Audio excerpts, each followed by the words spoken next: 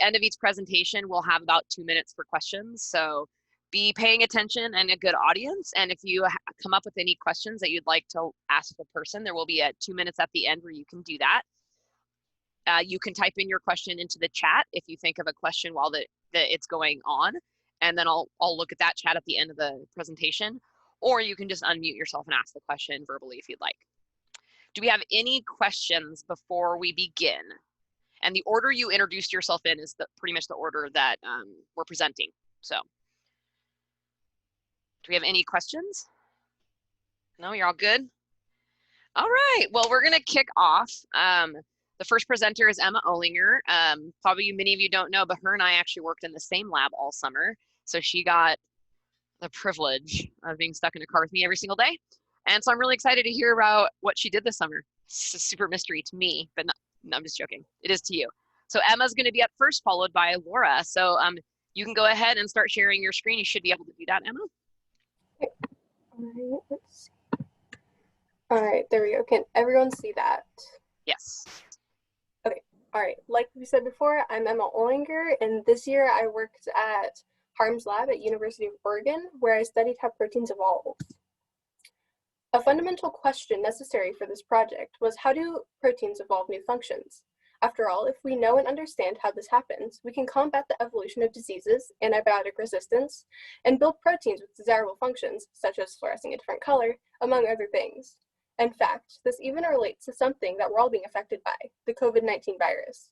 Just like it's necessary with the flu, we need to understand how the virus evolves in order to create effective vaccinations. Research such as this helps with understanding those patterns. As for answering the question, there's technically a very simple answer. There's changes in the DNA, leading to changes in the amino acids, which ultimately result in changes in the actual protein. Though this is simple in theory, nature doesn't like to be predictable, and therefore the actual practice of protein evolution isn't that cut and dry. One of the main reasons for this is a thing known as epistasis. This is a phenomenon where a certain mutation requires a specific genetic environment in order to take place. The diagram on screen is an example of this. First, we have our green wild-type protein, and when we add mutation A, there's no change. A similar result happens when we add mutation B. However, when we add both mutations together, the protein will actually turn blue. In other words, future mutations depend on past mutations. This makes evolution unpredictable and is one of the main reasons why it's hard to understand how proteins evolve. Technically, there are many ways to examine and test the nature of evolution and epistasis, but the one we used dealt with fluorescent proteins, specifically a yellow and red protein found in zoanthus corals, as seen in the pictures on screen. One of the main reasons we use this method was because not only is it easy to measure function, after all, you only have to look at the color, it's also something that naturally occurs in nature. Not every coral is the same color, and that's because of the evolution of the protein responsible for it. These two proteins, Zoan YFP and Zoan 2RFP, are especially cool because they are genetically 81% identical. In fact, they're so similar that their chromophores, which is the area you introduce color, only has a 1 amino acid difference. This similarity is why this next idea isn't too far-fetched. One of the points of the work I did this summer was an experiment to check if we could switch the colors of the YFP and 2RFP proteins. Essentially, we wanted to see if we could switch the red fluorescent protein yellow and the yellow red just by changing that single different amino acid. If it's possible to change color by switching just this one thing, that means that epistasis isn't present in the system. This would be an ideal system, and it would be very predictable. However, if the single switch doesn't change the fluorescence to the desired color, that means epistasis is present, and there's more than that single residue that the two proteins don't share that contribute to color in these proteins. Now that we've gone over what I did this summer, let's move on to the how. There's 3 main procedures I'll explain to you today. More were done, but these are the more important and probably more interesting of the bunch. First, I'll explain how we mutated the protein, basically how we got the D65K and K65D mutations. Though I won't go into large detail, the next step is expressing the protein in bacteria in order to get a large quantity of sample. This basically just provides us with enough material to work with. Then I'll move on to how we purified down to just the protein. After all, technically these proteins are part of bacteria, but that also means that there's a lot of extra cell junk that we don't really need or want. From there, we can measure the excitation and emission spectra for each protein with fluorescent spectroscopy. First, we have mutagenesis. This is the process we use to create our two mutant proteins based on molecular biology techniques. To put it simply, first we amplify DNA using primers, which are smaller pieces of DNA, that have the desired mutation. As a result, we end up with a bunch of DNA that have the mutation we're looking for at that specific residue. For us, that means inserting a mutation to a lysine at position 65 in ZON2-RFP, and a mutation to an aspartic acid at position 65 in ZON-YFP. Once we have those mutations, we reinsert them back into our bacteria, and then we can later express to get our sample. Once we've done that, we can begin the purification process. As you can see on the screen, the basic procedure is as follows. First, we express our protein, as I've stated before, then we move on to purification prep.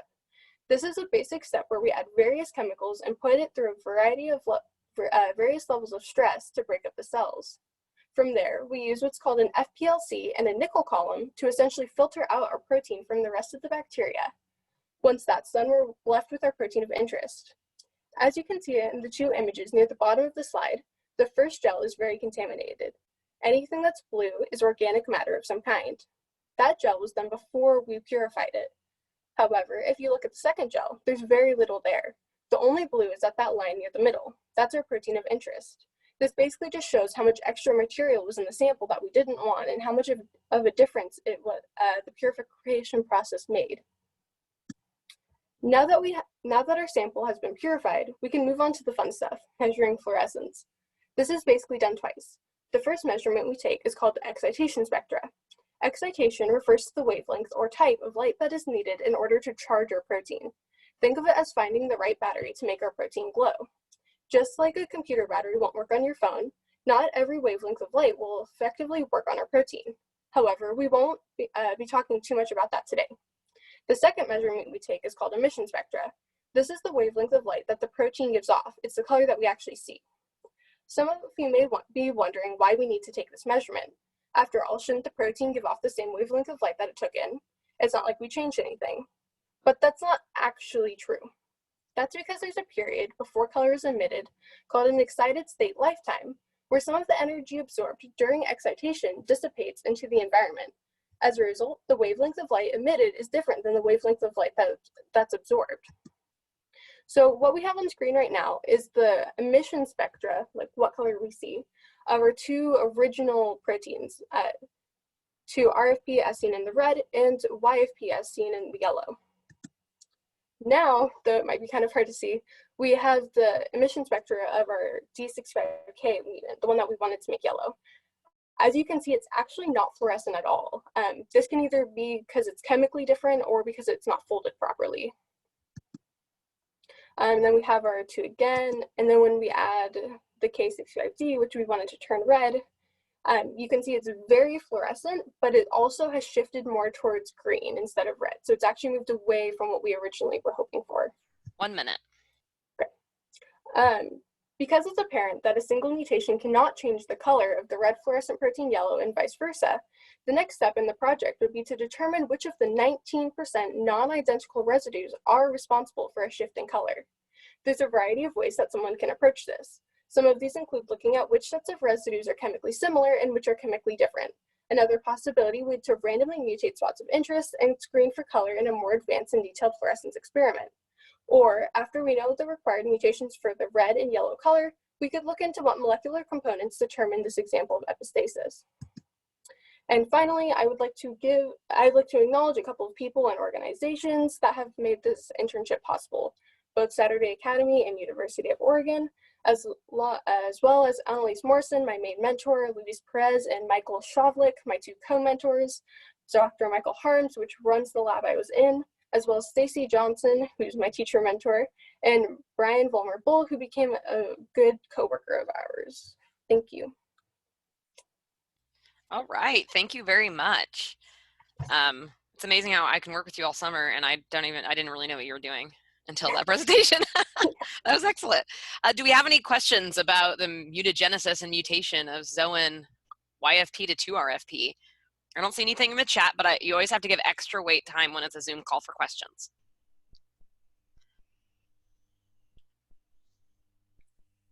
I'll ask a question. So all these processes that you did are very impressive, very in depth. And I'd like to ask, did you learn all of this over the past 2 months, or do you have any prior experience, or perhaps this is what maybe your field of interest? What's your experience with all this, or is this all new to you, or I don't know? Okay, so actually, pretty much every procedure I did was completely new to me. I've always been interested in biology, but seeing as I haven't done high school biology yet, I was coming in with basically a middle school like knowledge level. So it was definitely a bit of a learning curve. That's very impressive. Kudos. Thank you. And then I was just wondering, what was your favorite thing about the summer? Okay, so I can't pick exactly one, but my two favorite things were probably just the experience of actually working in a lab and doing research. But then I also really appreciated the ability and access that I had to other grad students and people in a field I was interested in, because that meant I could ask them a bunch of questions and basically just pick their brains, which was really cool. And how often were you able to get into the lab? So, okay, I was actually able to get into the lab quite often. We usually went about 4 times a week for probably 4 to 6 hours a day.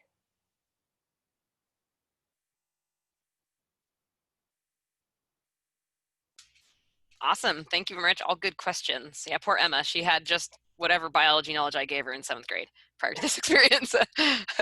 Very good. Okay, up next we have, thank you very much, Emma, Laura. Laura is up next, so you can share your screen. It'll be the same thing, 5 to 8 minutes. I'll give a wave.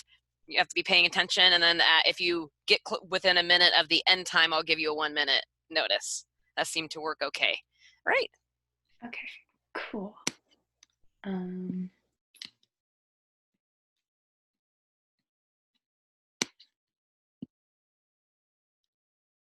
everyone see that okay? Okay. So, hi, my name is Laura Quinn, and over the past summer, I've had the opportunity of interning at the Food Innovation Center through OSU under Dr. Jovana Kovacevic and her lab group. Now, even though my internship was completely remote, I still was able to gain a lot of knowledge about an area of study that I'd previously never considered looking at, and that was food safety.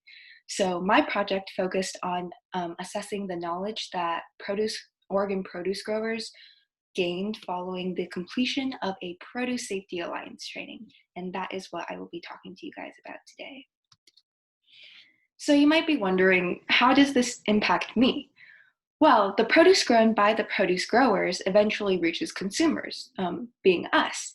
And I don't know about you, but I would feel a lot more comfortable if I knew the people handling my food knew how to safely process it in order to limit the possible risk of any contamination or contraction of illnesses. So to give you a little context for my project, as many of you might not know what this is, I will go ahead and explain what the Produce Safety Alliance is. So the Produce Safety Alliance was created to help produce growers fulfill the requirements of the Food Safety Modernization Act, or FSMA, specifically the Produce Safety Rule. And this is a rule that sets guidelines for the production process, mainly harvesting and handling, to limit any contamination. So there are 4 funded regional centers that were created to help implement food safety training programs after the implementation of FSMA. The Southern Center, the Northeast Center, the North Central Center, and the Western Center, which we are a part of. I've provided a map beside so you can see the 13 states and 2 territories that make up the center. So these food safety training programs are called PSA grower trainings, and they were implemented in 2016. And it's an 8-hour training, usually delivered within a span of 1 day. And the curriculum covers 7 modules listed right here. And these modules cover food safety in general and all of the practices and laws that need to be followed when dealing with produce. So now we have this carefully developed curriculum and our target audience being the produce growers. So how do we see that it's actually working? This is through the test, and this test was created by the Southern Regional Center, and participants take this test before the training and immediately after the training. And it's the exact same test, exact same question, so we can see exactly what participants learned. These tests are anonymous and numbered, and the format is a 25 multiple choice question test that covers the content from all 7 modules mentioned before. So there are approximately 3 to 4 questions per module, I'd say. And this is an example of a test question. It was actually pulled directly from a test. So now that you have some context about my project, it was my job over the summer to analyze the average scores of the pre and post tests for trainings in Oregon in order to see if there was any knowledge gain. And throughout that time, I was also able to identify trends and commonalities within the data, like if there were frequently missed questions and such. So initially, when I received this data, it was quite overwhelming because there was a lot of it. As you can see, I received 34 trainings from all across Oregon. I have a map on the side so you can see the different regions, and 3 of these trainings being remote. And this data spanned from as early as June 2017 to the most recent remote training being from June 2020. And it was very overwhelming at first, but over time, I began to establish a stable routine so I felt more comfortable dealing with large data sets on Excel. So now, the fun part, the results. As you can see at the top, there is quite a large score range for the test scores for both pre and post tests, ranging from near 0 to perfect, which is quite interesting.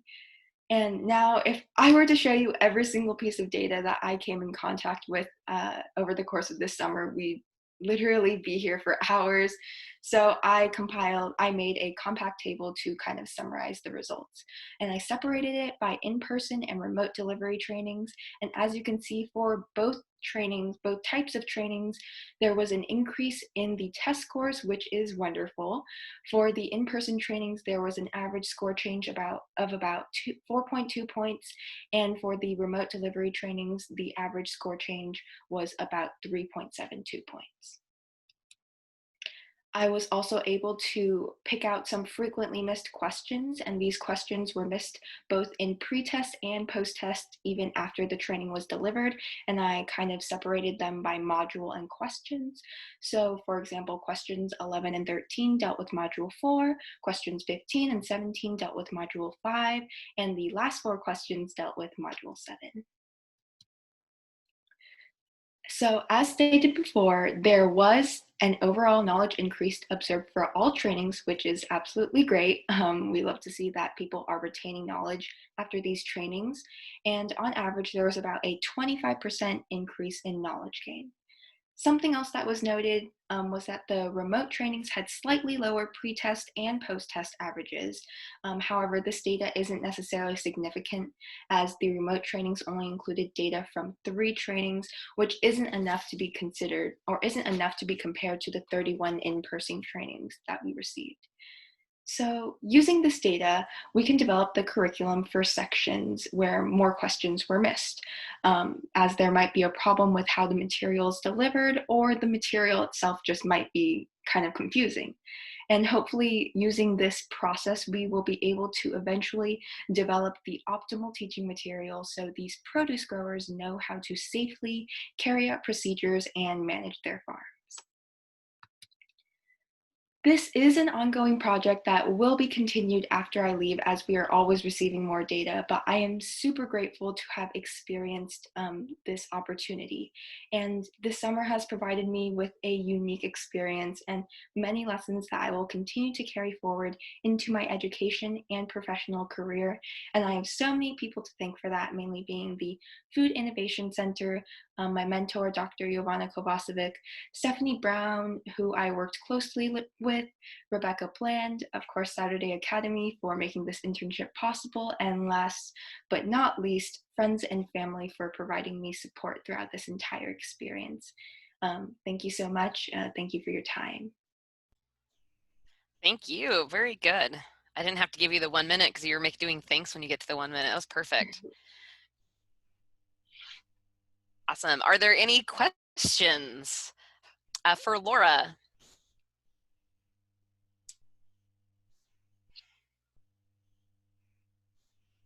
I had one, which is they took a 25 multiple choice question test that covered 7 modules, so that's 3 to 4 questions each. I'm not exactly sure how large the modules are, but if it's in an 8-hour day, it's approximately an hour per module.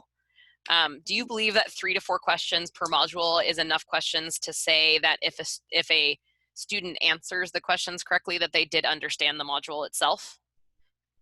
I mean, probably not a complete deep understanding of the material. Obviously, you can't assess everything in a module within 3 questions, but I think for the overall basic understanding, it's pretty adequate.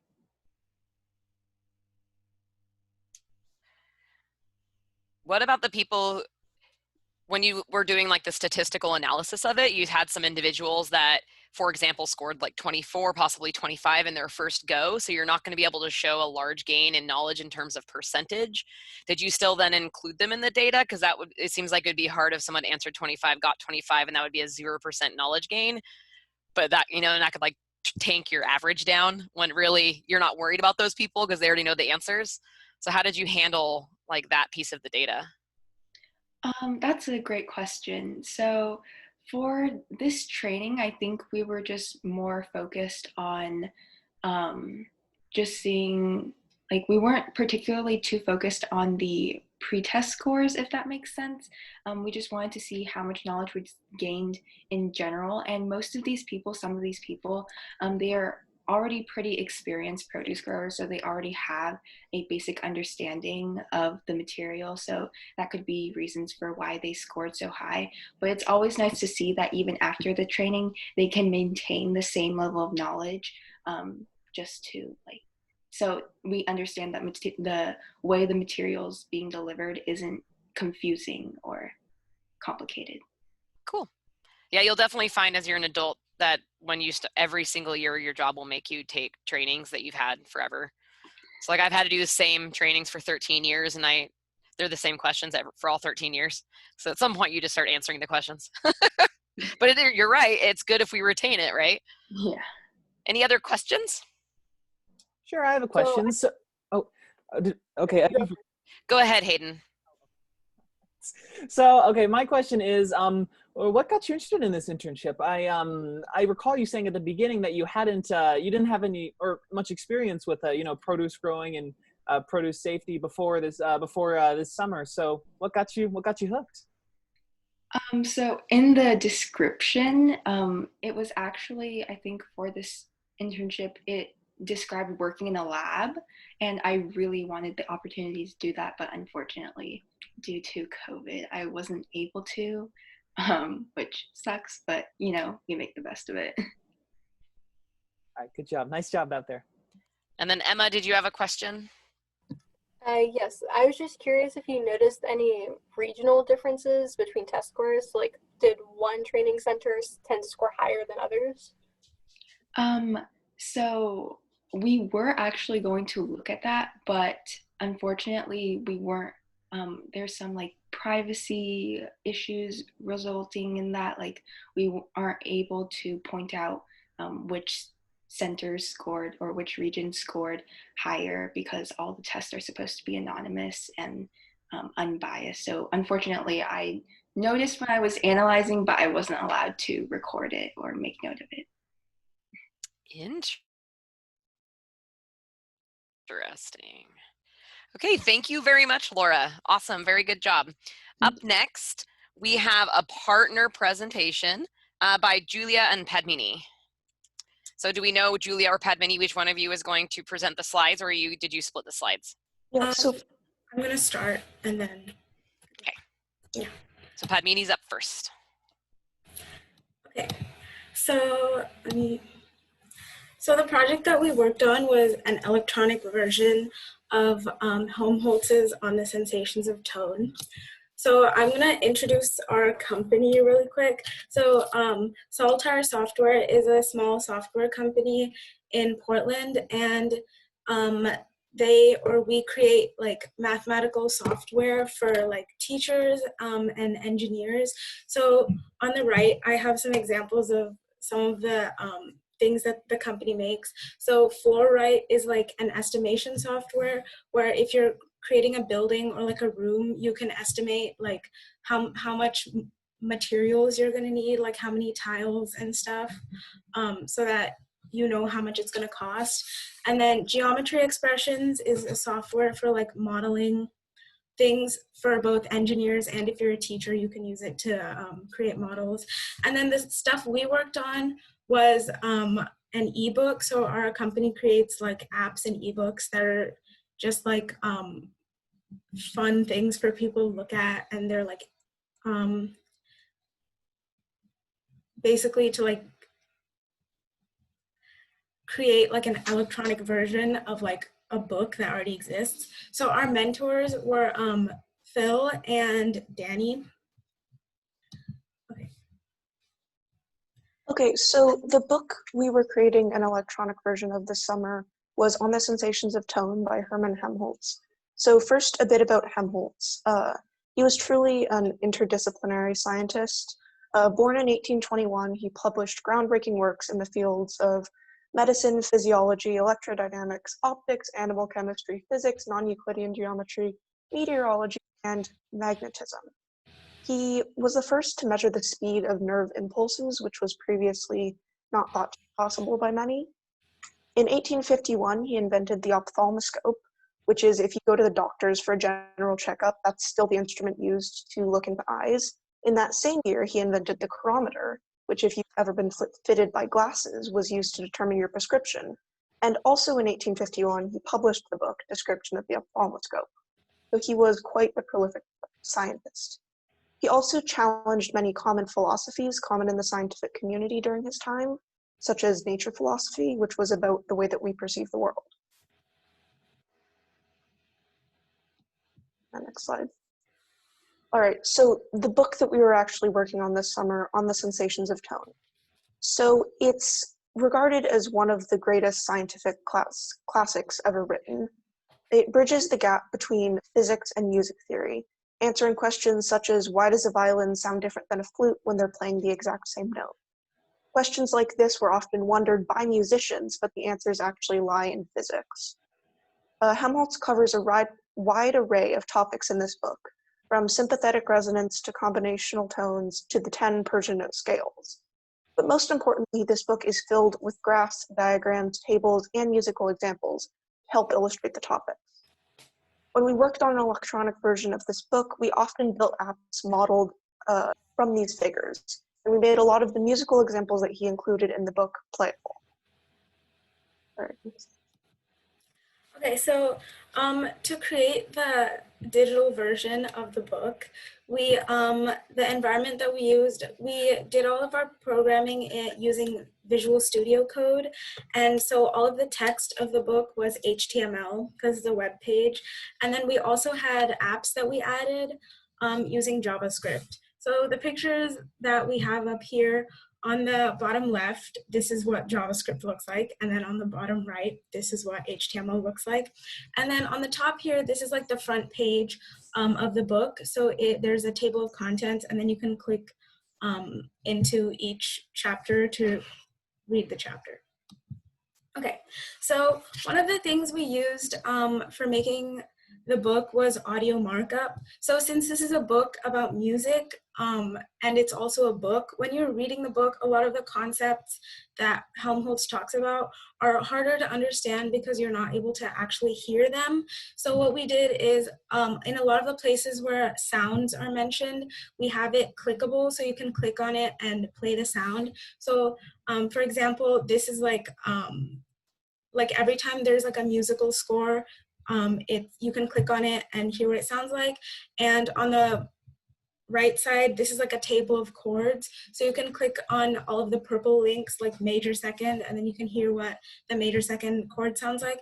And so for doing this, we use an audio markup language, which isn't like an actual programming language, but it's something that we have, that we created, not we, but people at our company created it like specifically for this project to be able to easily code like different sounds in.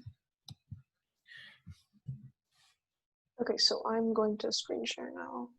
Okay.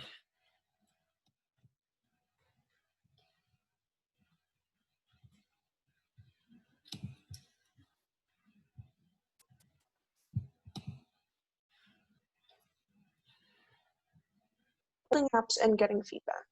So when we were creating this project, it's something that's actually a product for the company. That's going to be available for the company. It represents the company. So there was a high standard of quality for the apps, and all of them had to be tested many times to ensure that they were clear, easy to use, did what they were supposed to, and intuitive for the user. So the first step in the app creation process was being assigned apps to create. This was often done by looking at people who had created similar apps earlier in the book. After first creating the app, we often demoed it in a Zoom meeting if we had questions about how to get it working like it was supposed to, or if it was even working as it was supposed to. After getting this feedback and revising, we would commit our changes to the master branch of the project. And this basically means that we would sync up the changes that we had made on our own computer with the cloud version of the project so that other people could take them onto their own computers and look at them. After every section of the project that we finished, the project supervisor would go through and make a detailed list of everything that he saw wrong or missing or confusing about the apps. We would then go back through the book and fix our apps.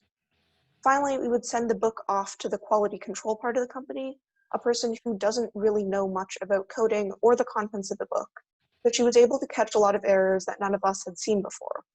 After getting her feedback and improving our apps, we finally called the section done. A lot of the development process is fixing errors. So the apps. A lot of the apps we created in this book were to help visualize some concepts that are hard to understand from just reading the book and looking at diagrams. Like Padmini said, this is a book about music, which is often hard to understand when there's not any music. Many of our apps are modeled after diagrams or graphs that Helmholtz has in the book, so we have a lot of diagrams and graphs that are dynamic and you can move. We also have a lot of pre-programmed keyboards that you can play, but some apps don't come from diagrams, they just are there to illustrate more complicated topics, a lot of them which Helmholtz couldn't create a diagram for because there wasn't any theory on that at the time. So I'm going to demonstrate two apps now.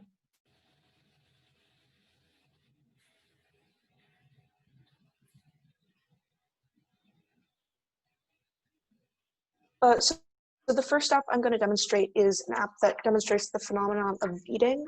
So basically what beating is if you play two notes that are very close to each other but not the same note, you'll often be able to hear a sort of pulse between them as they're both played at the same time. So in this app, as the instructions say, the top keyboard is just a normal keyboard. So these are all the notes that you would hear at the same frequencies as if you were just playing a piano.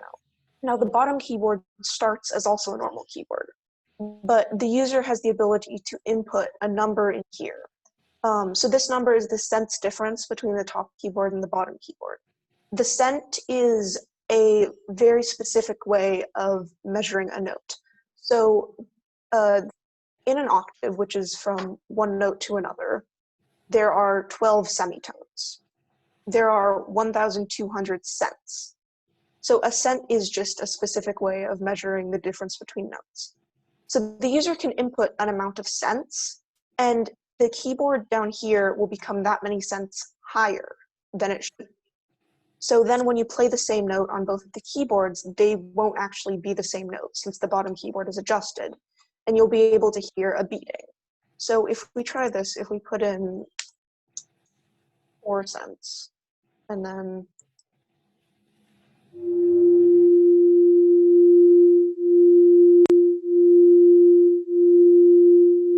you can hear the beating between the two keyboards because they're not actually playing the same note.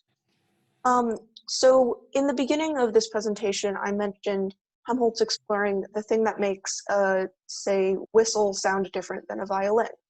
And that actually has to do with the shape of the sound wave. So each sound wave has three properties that affect how we hear it. The first is the amplitude of the wave, which affects how loud it is to us. The second is the frequency of the wave, which affects what the pitch is, so what note we're playing. And third is the shape of the wave. So here are some examples of wave shapes. So we have the sine wave, which is, I'm sure we've all seen a sine wave before. No.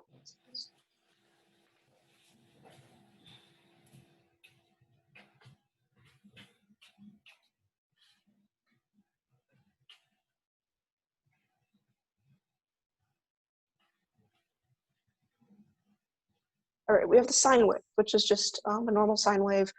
We have a square wave, which makes these peaks, and it has very drastic dips.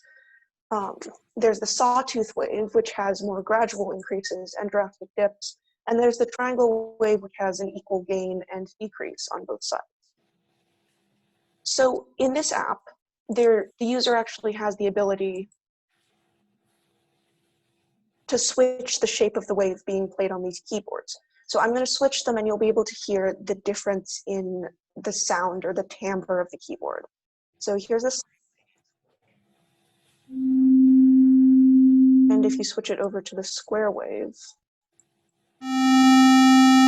there's a noticeable difference in the sound. Now if you switch to the sawtooth wave, and finally you can go to the triangle wave, and you can hear them all sound slightly different. So that's the gist of this keyboard. And if you want to go more into the different types of waves, we also have an app for that, which is the sketch function generator. Now, in the Beats keyboard, there are only 4 different options to make the keyboard into different waves. But the sketch function generator actually allows you to draw a function, and then it will play that function on the keyboard. So you can draw a function just with your mouse, and it's going to stabilize it so this point and this point are at the same level, so it can actually be a periodic function. And then you actually have the ability to play this.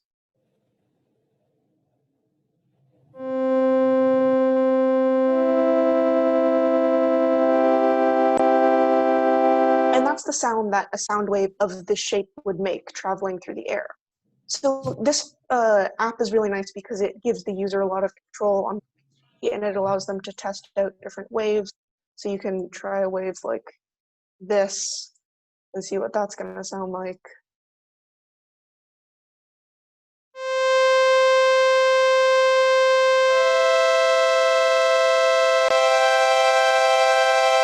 And it's really good because Helmholtz talks a lot about the different types of waves, but if you're reading the book without any apps or without any audio, it's really hard to envision this. So the final thing about the apps is that they all have the ability to connect an external keyboard. There's a lot of keyboards that you can just plug in with a USB device, and if you have one, then you can actually play these keyboards if you, say, want to see what it sounds like if you play For Elise on a wave that looks like this.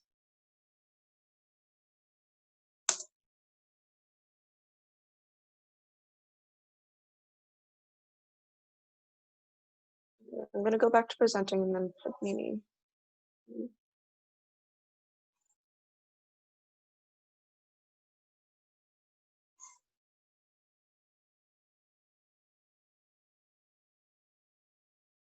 Oh wait, so there's one more thing.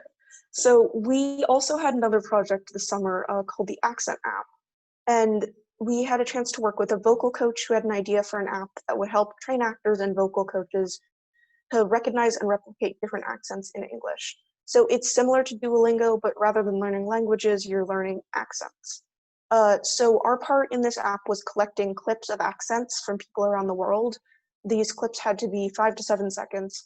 And the main struggles were copyright issues in that they all had to be Creative Commons clips and also old clips. So we used things like the Library of Congress to get clips of more antique accents, like not many people these days speak with a transatlantic accent. So we had to do a lot of cleaning up these apps in an audio editing software. Since we're running a little short on time, I'm not actually going to demo the app, but you can find it at saltire.com/apps/accent, which I will put in chat at the end.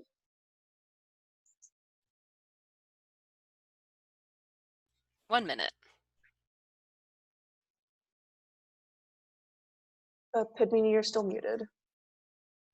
Me and Julia had a really great experience this summer, and so we wanted to thank Phil, Danny, and Naomi, who were like our mentors who guided us through the process and kind of like told us what to do. And then Duncan, who was our co-intern, Tong, who taught us a lot about programming, and then Dao, who was our quality control person. The rest of the team at Saltire, Mike Dunn, who was our teacher monitor, and then Saturday Academy for providing the opportunity. And these are the links to get to the Helmholtz book and the Accent app. Okay, thank you. Yeah, that's it. Any questions? Very Stop good. sharing.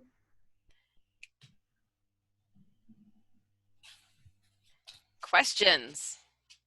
Did you guys have any musical background when starting this internship? Just curious.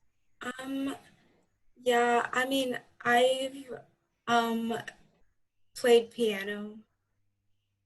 Yeah, and I also have played piano for a long time, and I also played bass. That was one of the things that they looked for in the interns for this project, because a lot of it is like being able to read music and either put it in an app or make it playable.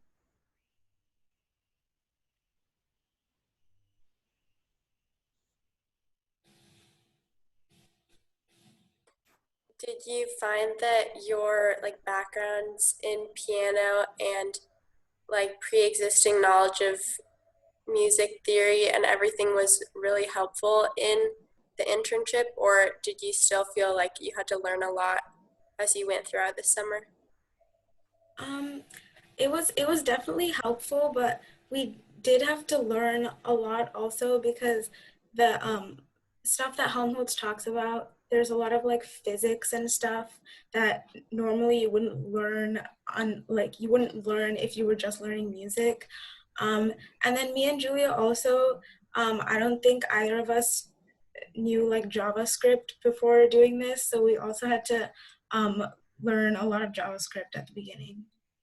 Yeah, pretty much a ditto of what Padmini said. The music theory experience was definitely a step in understanding the book, but there was a lot left in the book and also a lot of programming that we needed. That was my question. What drew you to this internship? Because it's definitely in a mixture of physics, high-level music theory, and computer coding. So what kind of drew you to the internship? Well, I really like music and I also like math, so I thought it just seemed interesting to me. And I have experience with coding, not in JavaScript, so those are the things that drew me to this project. Yeah, I want to go into physics later in my life, so that was definitely a big thing. And again, like Padmini, I also play music, and I'm really interested in music theory, so that's a big thing. And also, again, I have coded, just not in JavaScript or HTML or CSS before. Also, did you guys ever get the chance to meet at all? No, because it was completely online, but I think Julia went to the office once, right? Yeah, I went to the office. I mentioned how we have our apps plug into external keyboards. So I went to the office to pick up one of those, and I met my mentor and like the supervisor of the project and the CEO of the company, but I've never met Padmini. This looked like a huge amount of work. How many hours each day were you working on this? Because this looks intense. So basically, our company did the same project last summer for the interns also. So half of it was already done. So all of the like scanning in the text from the book and like putting it in HTML, that part was already done. So most of the things that we worked on were just creating the applications. Yeah, because I'm sitting here watching what you guys were presenting going, How did you do that in just the amount of time we had? It's really long book. Yeah, it is a long here. I have a copy of the book. Yeah. Or It's can't quite, take as much of that. it's a lot. Ooh. I'm It's really thinking that that's it's a book pretty that you thick. probably Yeah. would not read that book unless you were getting a PhD in physics. Yeah. Or Or PhD actually, in it's music. required reading for a lot of music theory majors Music. too. Yeah, it seems like pretty high level music theory, Yeah. college level music theory. But it was definitely a lot. We had to stick to a pretty rigorous schedule since there was a lot of organizing with other people in the company. Like, when are you going to come in and check this? When are you going to come in and teach this? Right. Yeah. All right. Well, thank you very much. Very good. That's awesome. Up next, we have Shwetha.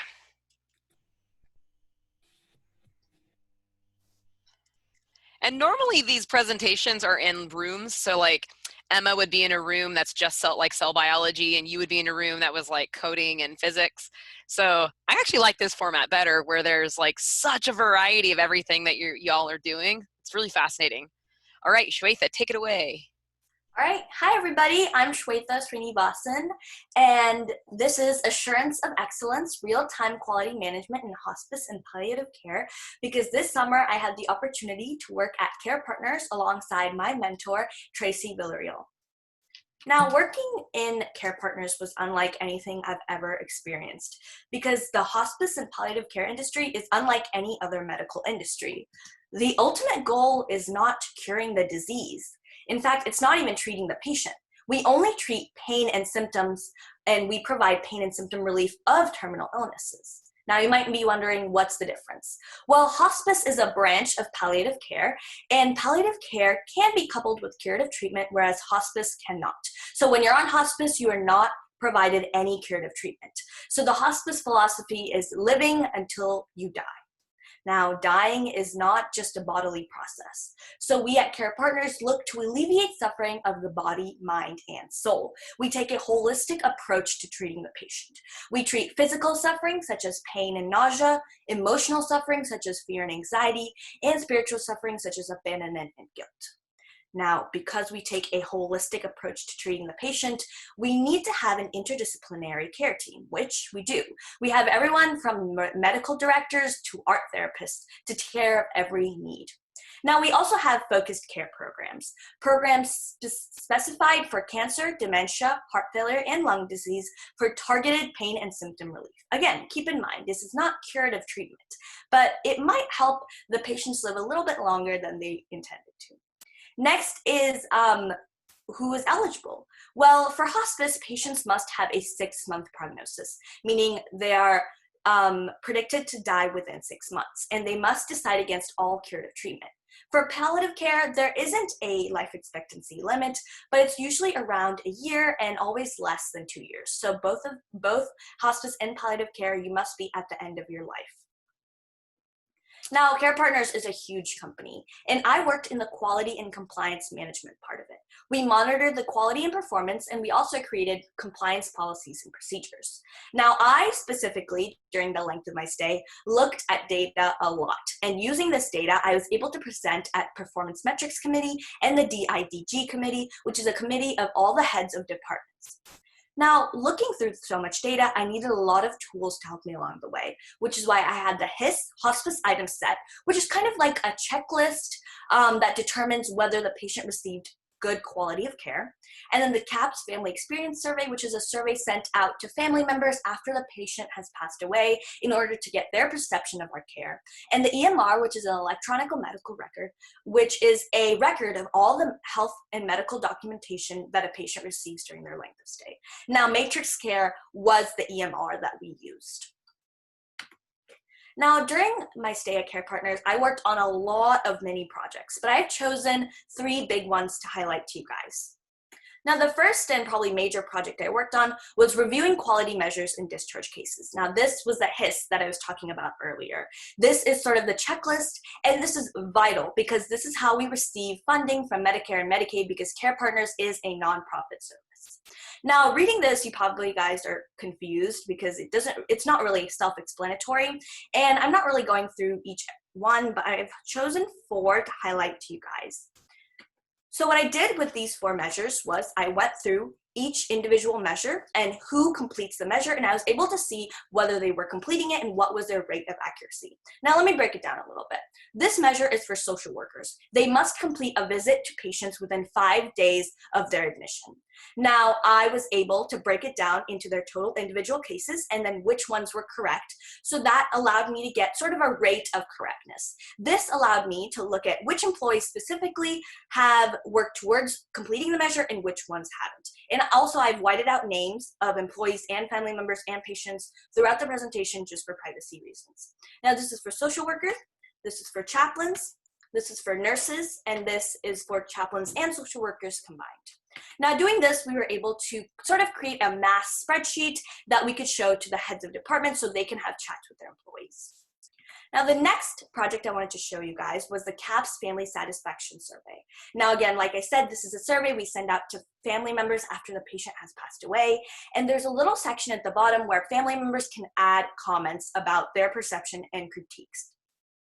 Now, what I did was I went through every single comment and I wrote down what the critiques were. So this is a total data overview. And as you can see, the data was taken every 2 years. So there is a little bit of overlap, but with each rolling 2-year period, the number of total surveys only grew, whereas the number of negative comments only declined. Now, this is a really good sign, obviously, because it means families are satisfied with our service. But breaking it down even more into the actual reasons listed in the comments, I was able to see that there are some reasons that a lot of family members have stated, so that is something that is a problem area that we need to work on. The last and final project I want to speak to you guys about is the hospice aid service. Now, if you remember back when I was talking about the HIS, the fourth spreadsheet I showed you was this measure, and I didn't go into it because I wanted to go into it right now. Now, this measure states that every patient must receive at least 2 visits in their last 7 days of life by any member other than a nurse. Now, why did I choose aides? Because the social workers and chaplains have an immense workload, and we have a lot of aid on staff. So that means the aides are always likely to be the ones making the visits. And if they don't make the visit, then it means it's likely that we missed the measure. So I went through all the way from July of 2019 to March of 2020, looked at every single case and looked at every single aid visit. And if a patient did not receive 2 aid visits, what was the reason they did not receive those visits? And breaking it down, I was able to see that the biggest reason was patients dying before the second visit. And also breaking it down even more, I was able to see that not every factor can be controlled by the staff at care partners. As you can see, we can't really control when the patient dies or if the family declines. So I broke it down into controllable and uncontrollable. And obviously, only 35% of the cases had controllable factors, but that's still enough for us to create new policies and procedures to help fix our measures. Now I want to talk about the future of hospice. And the industry is only going up, especially with the baby boomer and Gen X generation now coming into hospice. And something that not a lot of people talk about is the diversity in the hospice field. We need everyone from nurses to aides to social workers to chaplains. So obviously the labor is huge. And with the growth of the industry, obviously there's growth of the labor force. And now I wanted to take some time to thank all the people who made this internship possible, including the staff at ACE and Saturday Academy, like my teacher monitor and Libby, as well as the staff at Care Partners who welcomed me with open arms when I entered their office. And of course, my mentor, Tracy Villarreal. She was now promoted to CEO, so she had to balance the workload of being the CEO and her old job, and she balanced having me and helped me a lot. So thank you so much, and thank you all for listening. Any questions? Thank you. Questions for Shwetha? How much of your internship was in person, or was it all in person, or was it all online? Well, the first week I actually spent the entire time in person, sort of like an 8-hour workday, and I went into the office because the offices were open. But then after that, I sort of switched to an every other day. I would go in, and then the other days I would meet with my mentor online. But a lot of it is independent. She would sort of tell me what to do, and I would sort of take care of it. Nothing was too complicated where I had to keep checking in with her. And it was really good, a good way for me to experience also going in and also staying in. So it was really nice. Perhaps you sort of already answered this question just now, but how much of this internship was independent, or like were you working on your own most of the time, or I guess or how'd that go? Yeah, so a lot of this internship was independent, which is something I really, really liked, especially with like so much of the uncertainty that's happening. My mentor could sort of tell me, this is what you need to do, this is sort of how you do it, and nothing was too complicated. So I was able to, basically, probably 95% of the internship was mostly independent, and it was really nice for me because it really felt like I was like an active member of the company and of the labor force, yeah. Wonderful. Hospice and palliative care is not something that high schoolers generally have knowledge about. So what was something that was surprising that you learned through this internship? The biggest thing that I learned that was super surprising is the sheer diversity in the labor force, because when you think of hospice, you sort of just think of the nurses who take care of the patients, but it's so much more than that. Everyone from the electronic medical record technician to the actual nurse who's going in is a part of the industry. So it's really big, and literally anyone who wants to go into anything can take part in hospice and palliative care. So that's really cool. Cool. All right, thank you very much, Shwetha. Excellent. Guys. Up next, we have Caleb. All right. These have all been very, very polished, very professional, very good presentations. So if you are all wondering how you've done so far, 2 thumbs up. These have been excellent. So I've been doing this for a while, and these have all been enormously excellent, especially given the Zoom format, and that can be difficult. So you are all doing really great. All right, Caleb, take us away. All right, so for my internship, I built a rewards program for Whitman Partners.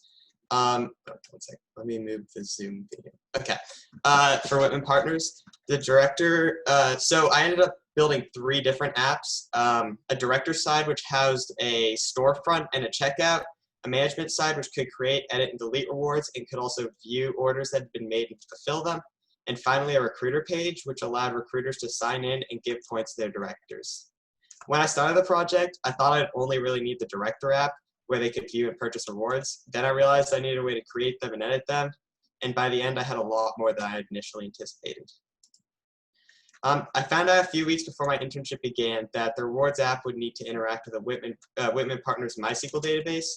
I had never used or interacted with any form of SQL database before that, so in the weeks leading up to my internship, I read about the basics of MySQL and learned how to use the MySQL Note module. In order to be able to show my progress from the start, I decided to start by building a front end for the Directors app. Having an app meant I would be able to demonstrate what features were new without having to show a complicated console or code. While building the front end, I researched other successful reward programs to determine a successful layout and design. By the end, a lot of the features had changed, but the app still felt the same as it did at the beginning. Once I had a prototype for the first app, I needed a way for it to interact with the database. This is where I began as a server code. I chose to use Express.js as a web framework for my server. I configured a simple get function that would return the rewards from a table in the database.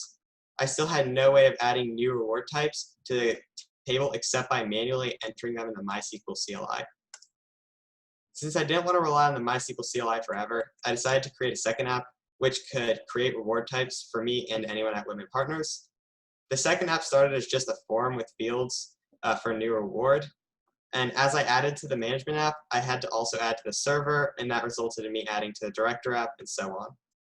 I spent a lot of time on this development phase working on the 2 apps and the server simultaneously. While I'd made React apps in the past, the directors app proved to be by far the largest I've ever built. It was important that recruiters were able to give points to directors. I made a third app that was much smaller and basically only had one feature where once recruiters logged into the app, they got a list of all of their directors that they could search through with a fuzzy search algorithm, and that would, in order to give them points. A big concern was security. It is important that the app not be vulnerable to SQL injection and that it didn't load any sensitive data from the database, even if it wasn't displayed on screen. Privacy had to be considered before hosting the web app on the on a web server with public access from the internet, because if an attacker was able to gain access or exploit the database or view any of the information we didn't want, they could access people's private information that was stored in the database. This had me worried, but I made sure to review my code and sanitize the inputs for the SQL queries, and I made sure the SQL queries did not get any information that wasn't necessary to the app. Here I actually have a demonstration of me using the apps. You'll see I have 3 tabs open. They're each app. So this is the rewards controls. This is the management app. So here I'm creating a book for a reward. Basically just fill out each of the fields, and then I'll upload an image that will be of the reward. Yeah.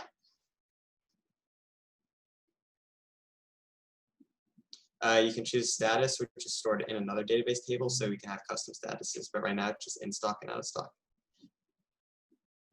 Okay, this is the recruiter app. I'm going to log in as one of the recruiters. His name's Kent, and once we log in, we'll see all of his directors. He has quite a lot of directors, so the search field's kind of important because it would be almost impossible to find a specific director. So we're going to use the director Sly Malone. It doesn't actually exist, it's just for testing. So we're going to give him 25 points for a book, and you can see you give notes. When points are given, the server actually sends an email to the director, alerting them of the points they receive. So now we'll go into the director page and log in as Sly Malone. When we log in to the top left, it loads all of their information, like their job and where they work. In this case, the hospital is unknown. Here you can see the transaction page where there's purchases history and the points, and at the bottom you can see the points we just gave him, 25 points with the notes.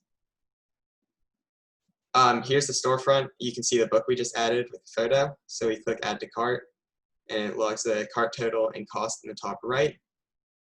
Here you can change the amount of items you want and put notes for specific delivery stuff, like if you want it to be delivered to a different location. Then we press order, and if we go back to the app here, you can see at the bottom we have the new reward, which is the book. This is the order that was just made. It gets time-stamped, and we can see his address, the notes, everything. And then, yeah, so if we click fulfill, this will send an email. Well, it will first give us an alert, and then it will send an email to the director, and then also send an email to us confirming the order. And then it also provides a drop-down, so you can actually see the history here. So that's why when we click on the plus sign, we have 2 now. Those 2 are because basically one shows before it was fulfilled and one shows currently. This is in case there's an issue. It can be easy to track down and identify what happened and fix it. Okay, the greatest part for me was getting to experience what it's like working as a programmer. While I've always enjoyed programming, I never really had an experience working with other people in a company. I didn't know how fun that could be. It was really nice to watch the project grow over time and be able to look back on what I'd accomplished. It's great working among so many hardworking individuals. Yeah. At this point, I'd like to thank the people at ASE for providing me with this internship, and the people at Whitman Partners, especially my mentor, Michael Heavener, for being super accepting and helpful and patient with me when I made mistakes and needed more time to work on the project. Yeah, they're just super accepting and helpful. And I'd like to thank you all for listening to my presentation. Excellent. Any questions for Caleb?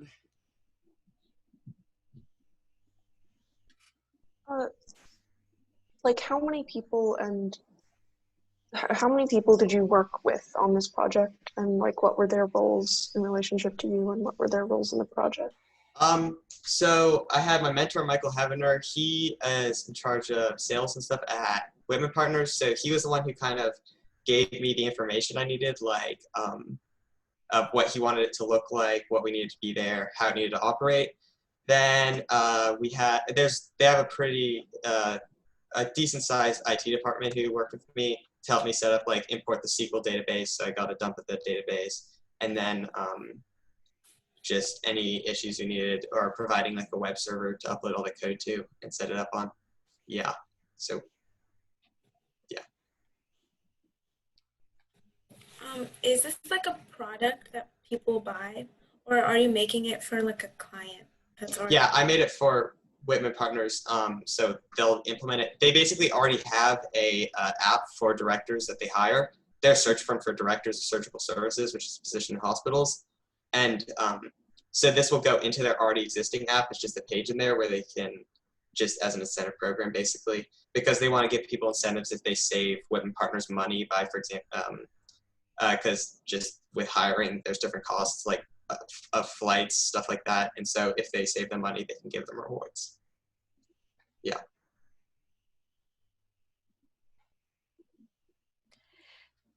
How many users was this designed for? I'm kind of thinking like how many directors and like people out there would be accessing this app? Yeah, they have a lot of directors. As you saw, or you might not know this, but when we just logged into Kent, the list would have gone forever. I couldn't actually even load all of the directors on my computer at once because it's so many from the database table. So yes, quite a lot of people. And Awesome. are you interested in pursuing something like this in the future, like or studying this type of thing? Yeah, I really like writing Node.js or JavaScript with Node and making web apps with React. I've been web programming for a really long time now. That's really cool. All right. Thank you very much, Caleb. Yeah, thank you. All right, up next, keep this train rolling, is Garvit. All right.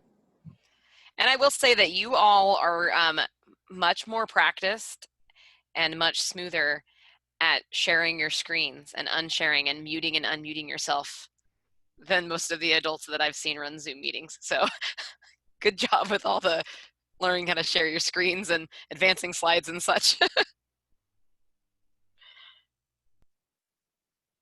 All right. So this summer I had the opportunity to work as an intern at Whitman Partners, and I explored the healthcare systems of America. So starting off, Whitman Partners is an executive search firm that exclusively places director of surgical services in hospitals and surgery centers around the US, and it gives complete guidance through recruitment, interviews, negotiations, job acceptance, and transition. So my project was called the Systems Project, which was to build parent-child relationships between healthcare systems, finding corporate talent acquisition officers, also known as CTAs, for each healthcare system, adding the CTA to Hot Pocket, which is a CRM application that Whitman Partners had made, and also adding the general and contact information of the CTAs into Hot Pocket. And to guide me through this, I had my mentor, Kent Went. So getting started, I had to use Hot Pocket, which was the CRM application, as I mentioned. And I also had to efficiently use the Google search engine. I created a LinkedIn profile to view other CTA profiles through LinkedIn. I researched companies and many other CTAs and recruiters on LinkedIn. And I also attended regular meetings.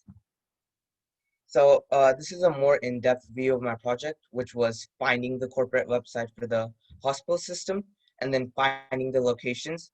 And after that, I had to search for the hospital in the Hot Pocket client form in the all dropdown. And if it was already there, I had to verify that the name was written correctly and that it had been added to the tree. And if it wasn't in the system, I had to add it to the system and put in all the information for it. And in this process, I also had to check if there was anything about the CTA in the job orders or if it was already listed on the parent. And if it was listed on the parent, I just leaved it as it is. And if it wasn't, I had to look through job orders and I had to look through LinkedIn to find the CTA and then add it to the director form and assign it to the employee, their employer to the corporate parent. So this was kind of my daily agenda, which was about starting work at 8:30 every weekday. And I had meetings with my mentor, Kent, at 9:30 or 1 p.m. every 2 to 3 days. In those meetings, I asked questions about healthcare systems, and I also got new tasks from the meetings after I was done with the tasks I have gotten before. After those meetings, I analyzed the healthcare systems one by one. I added the CTAs, built parent-child relationships, and I went through all the hospital systems in alphabetical order. And I also attended afternoon business meetings, which happened at 2:30. And after that, I just continued work. So training for my project, I was given an orientation about the Whitman Partners CRM application, Hot Pocket. I started off working on 2 healthcare systems, Cape Fear Valley Health and Genesis Health System. After the review, Cape Fear Valley Health was completed properly, but Genesis Health System, I added hospitals I wasn't supposed to because they do not conduct surgery. And through this, I learned how to use the search filters on the healthcare websites to specify to only locations that offer surgery. So adding hospitals. So for the hospital systems, I would use the all drop down, which is right here. And I would add the hospital systems to the tree if they're already in the system. And if they weren't in the system, I had to create a new hospital profile for them and add all the information shown here, like the address, the city, the type of the hospital, and things like that. And then I had to add the hospital to the appropriate parent it belonged to.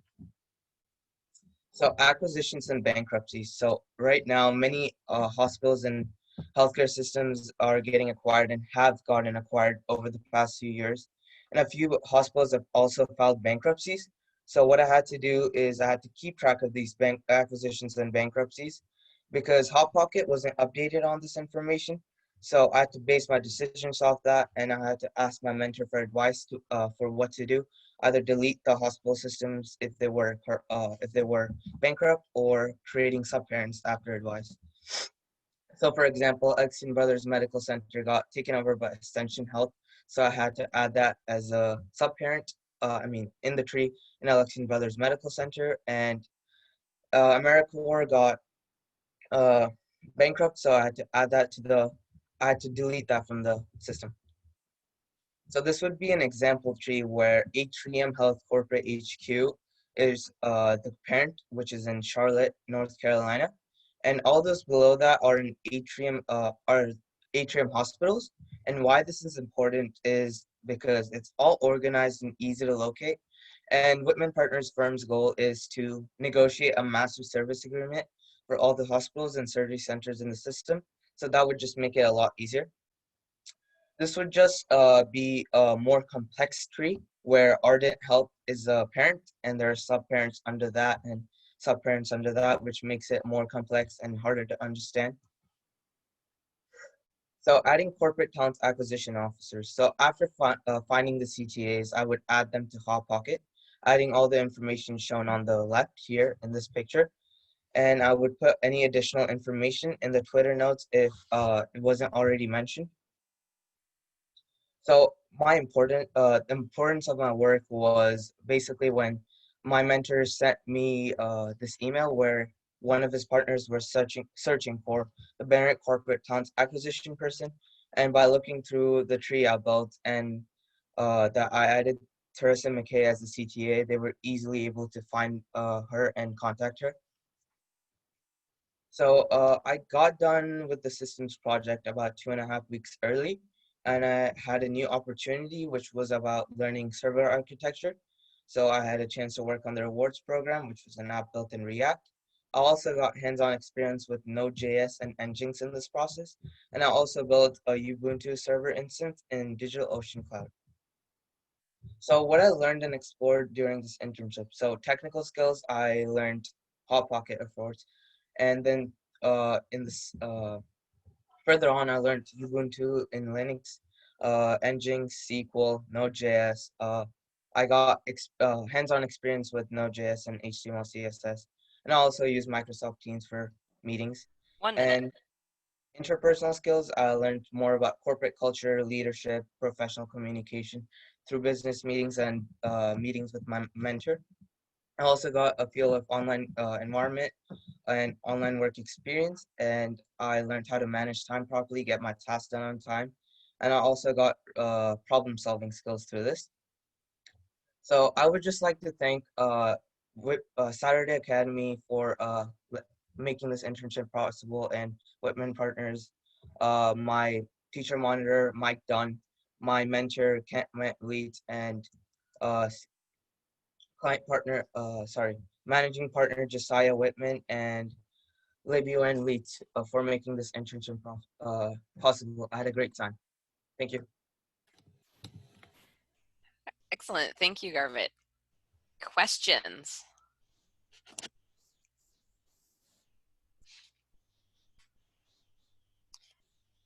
Did you and Shwetha ever meet, or was everything done offsite?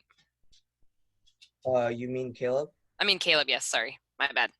Yeah, we came together about one times and did something on the server.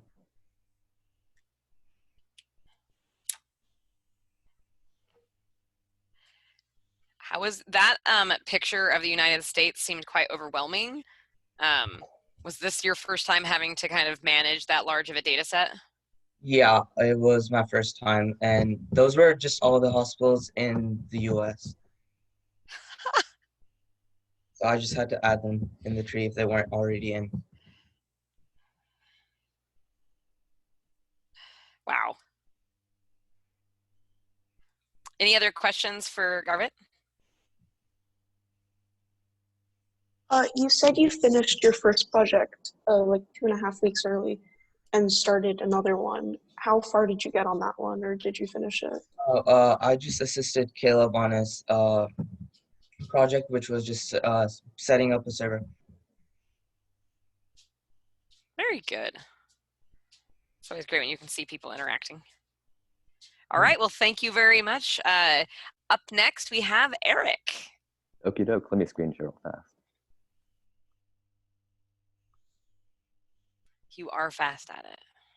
I hope I am. Is this good? Let me move my stuff. You might want to click present. There you go. Yeah, good. Okay, yep. Okay.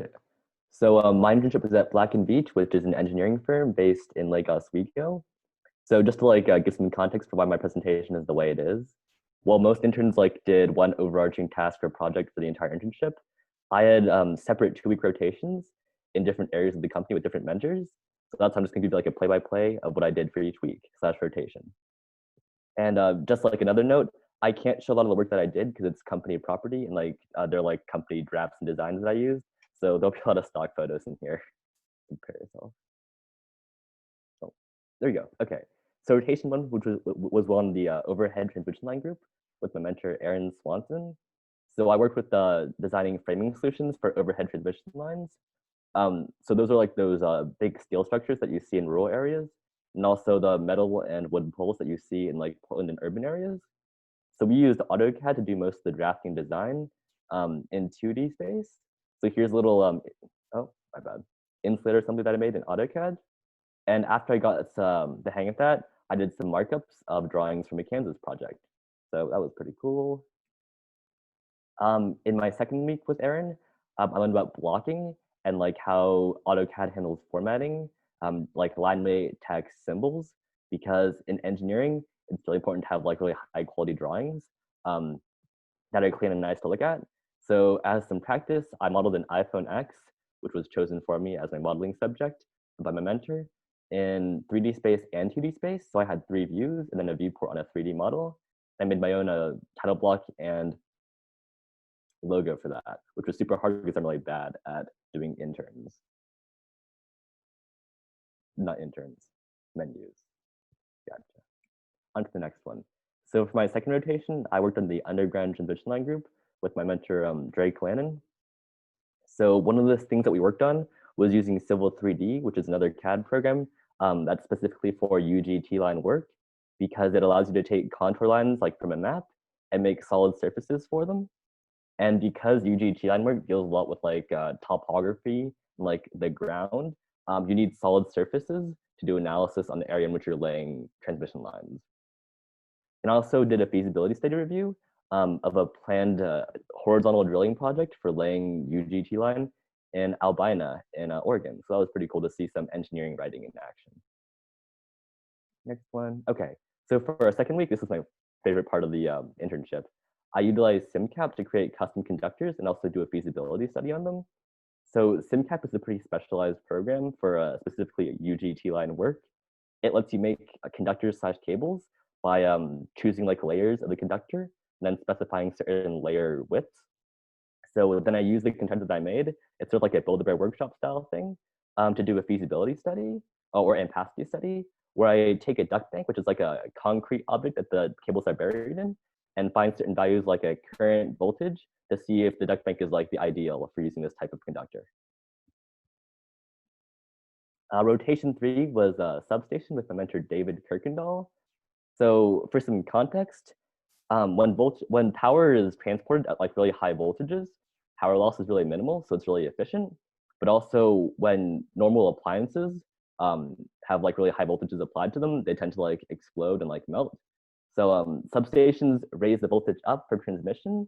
Let me angle my camera down, and then lower it down for use with conditional or traditional appliances.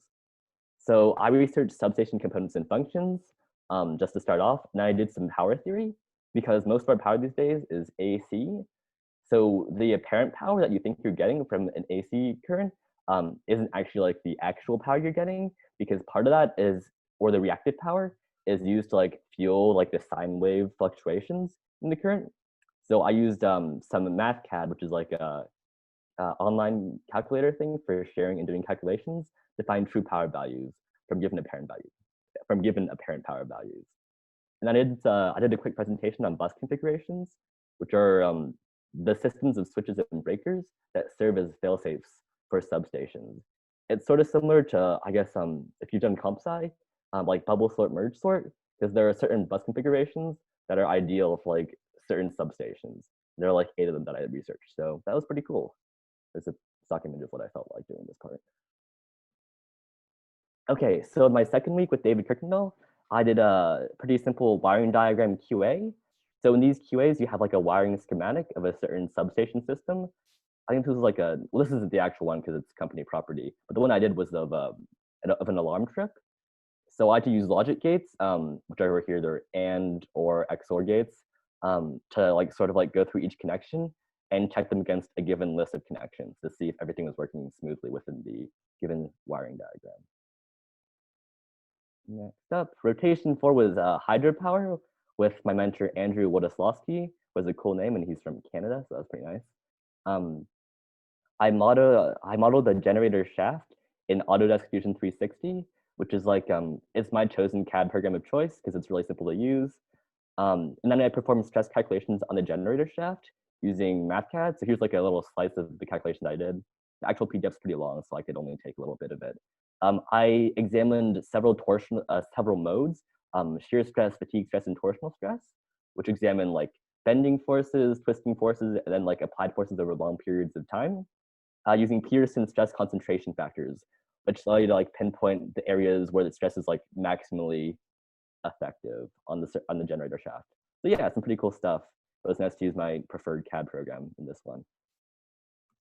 Next up, for the second week with hydropower, I created like a pretty simple turbine generator system at home. It's a Pelton turbine. It looks sort of junky, but that's because I had what I had on hand.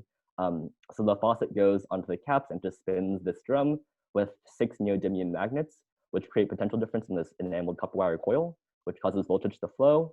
I used MathCAD again to do some quick calculations for magnetic field values and also voltage values, using the Biot-Savart law, which I think I covered in physics last year, and also Faraday's law, which is I auto-corrected that, but that's Faraday's, not Faraday's.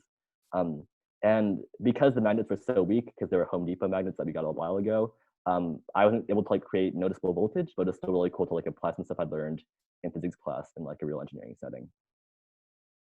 And acknowledgements. These are all my mentors.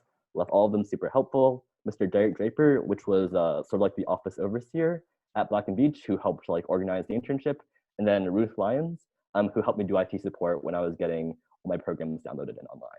And of course, ASE for making this internship possible. So thank you. Thank you for your time. Perfect. Okay, do we have any questions for Eric and his many internships? Yes, I do have a question. You had a lot to do, looks like you got to do a lot of really cool stuff. How much of it was at home and how much of it was maybe in the, or out on the field, or what can you say about that? Yeah, it was actually all at home. I only visited the office once to get my company laptop, and the rest was all at my house. We used Teams and calls mostly to organize around the projects. Right on. Was it hard going through so many different rotations and projects during the summer? It was sort of jarring at times, especially during the transitions, but it was cool to like experience lots of new things. So how did you test all of those hardware? Hardware? What do you mean by that? Like all your rotations and everything? Test them? Like organize them or Yeah. get in contact with mentors? Kind of organized. Yeah, so the company has a Teams group, which has like all the people from the company in it. So it was pretty easy to like reach out to people using Teams. You said was it the one that you used, the Kime C was your favorite? The one where you built the Oh, yeah. Build-A-Bear? Why was that one your favorite part of it as opposed to the other ones? Yeah, I just think because most engineering tools that I used there were pretty generalist, like AutoCAD and Fusion 360 are like pretty general CAD tools for most things. But SimCAD was like super specialized and is only used for a few people, so it's cool to like get that hands-on knowledge of like a pretty esoteric thing. It felt pretty nice. And did you have any CAD experience coming into this internship? Yeah, I had a little bit of CAD experience, but not with like engineering related stuff. Cool. All right, well, thank you very much, Eric. We are down to our last, but not least, 3 presentations. So up next, we have Erim. Okay, one sec.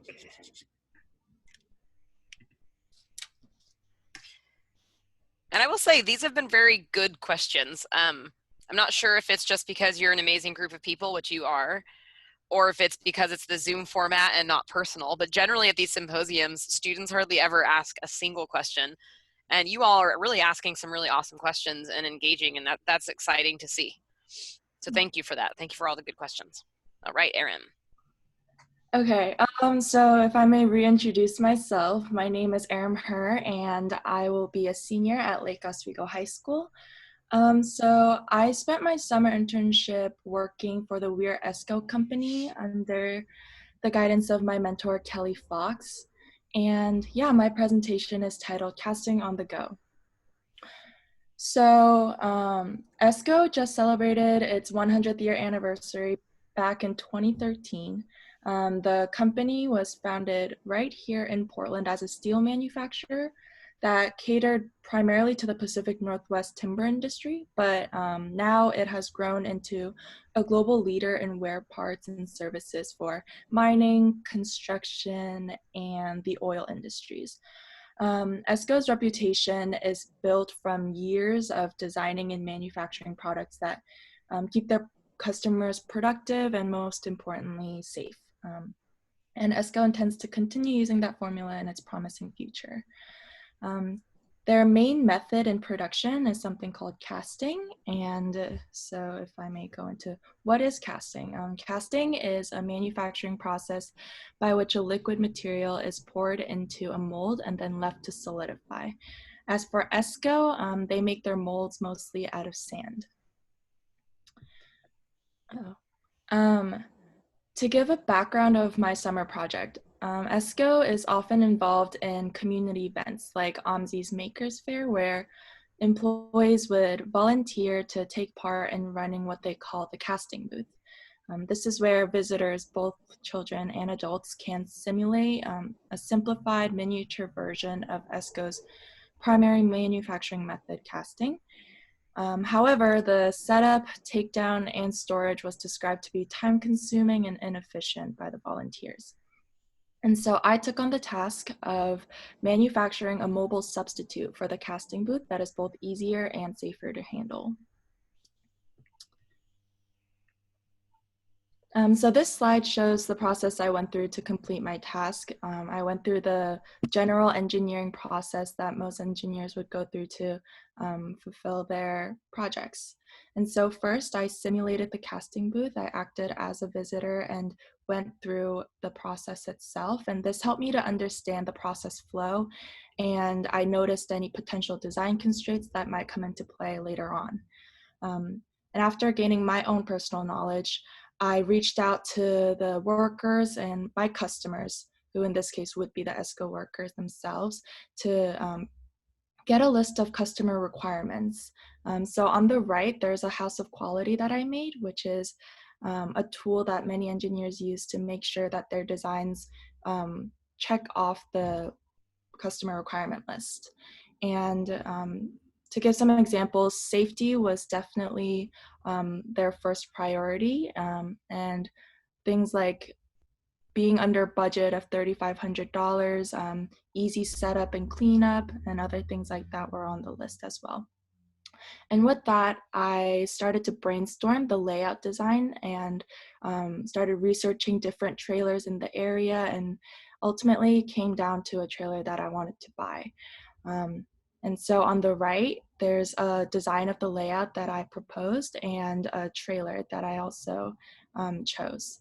And with that, I met with the president of the company, the vice president of the company, sorry, as well as the treasurer and other people to initiate a buy-in. And so with that, they would give me the okay of my design and also write the check for me to get the trailer itself. After the trailer was delivered, I started designing the storage by making an infidelity prototype that's pictured on the right as well. And finally, I was able to submit my entire proposal to the company. And so what I really liked about my project is that with the work that I have done, it can be passed on and it'll be a product that will be used in the company for years to come. And so I've learned a lot about the field of mechanical engineering during my internship. For one, it is considered the broadest of all engineering fields due to its overlap with other areas of study. Also, I believe that it will continue to evolve because of the rapid growth of technology will serve as a pressure to minimize costs while increasing production efficiency. And as for a personal application, with my newly gained experience, I'm confident that this area of study will feed my interest for years to come. Although I am still unsure of which specific industry I will end up in as a career, I know that engineers are needed in all aspects of society, and so that excites me for all the possibilities that I will be encountering. And to conclude my presentation, I would like to recognize some key supporters who played such a crucial role in my first internship experience. Firstly, I would like to thank my mentor, Kelly Fox. Working under her guidance was a privilege, and I will always be grateful for it. In addition, I would like to thank Stephen Hyde, Chris Carpenter, Joe Dangle, Ben Kermoyan, Pi Lowe, and Jane DeLuca for their involvement in my internship as well. And finally, I want to thank ESCO and ACE for providing me this experience even during a difficult season we are in. Yeah, that's it. Thank you. Thank you, Erim. Questions for Erim? Is there anything that drew you to this internship? What I was super interested in is that the fact that I'm really interested in the career path towards design engineering, and that's pretty hard to find. And the fact that this internship had the title of a design engineer experience was super appealing to me.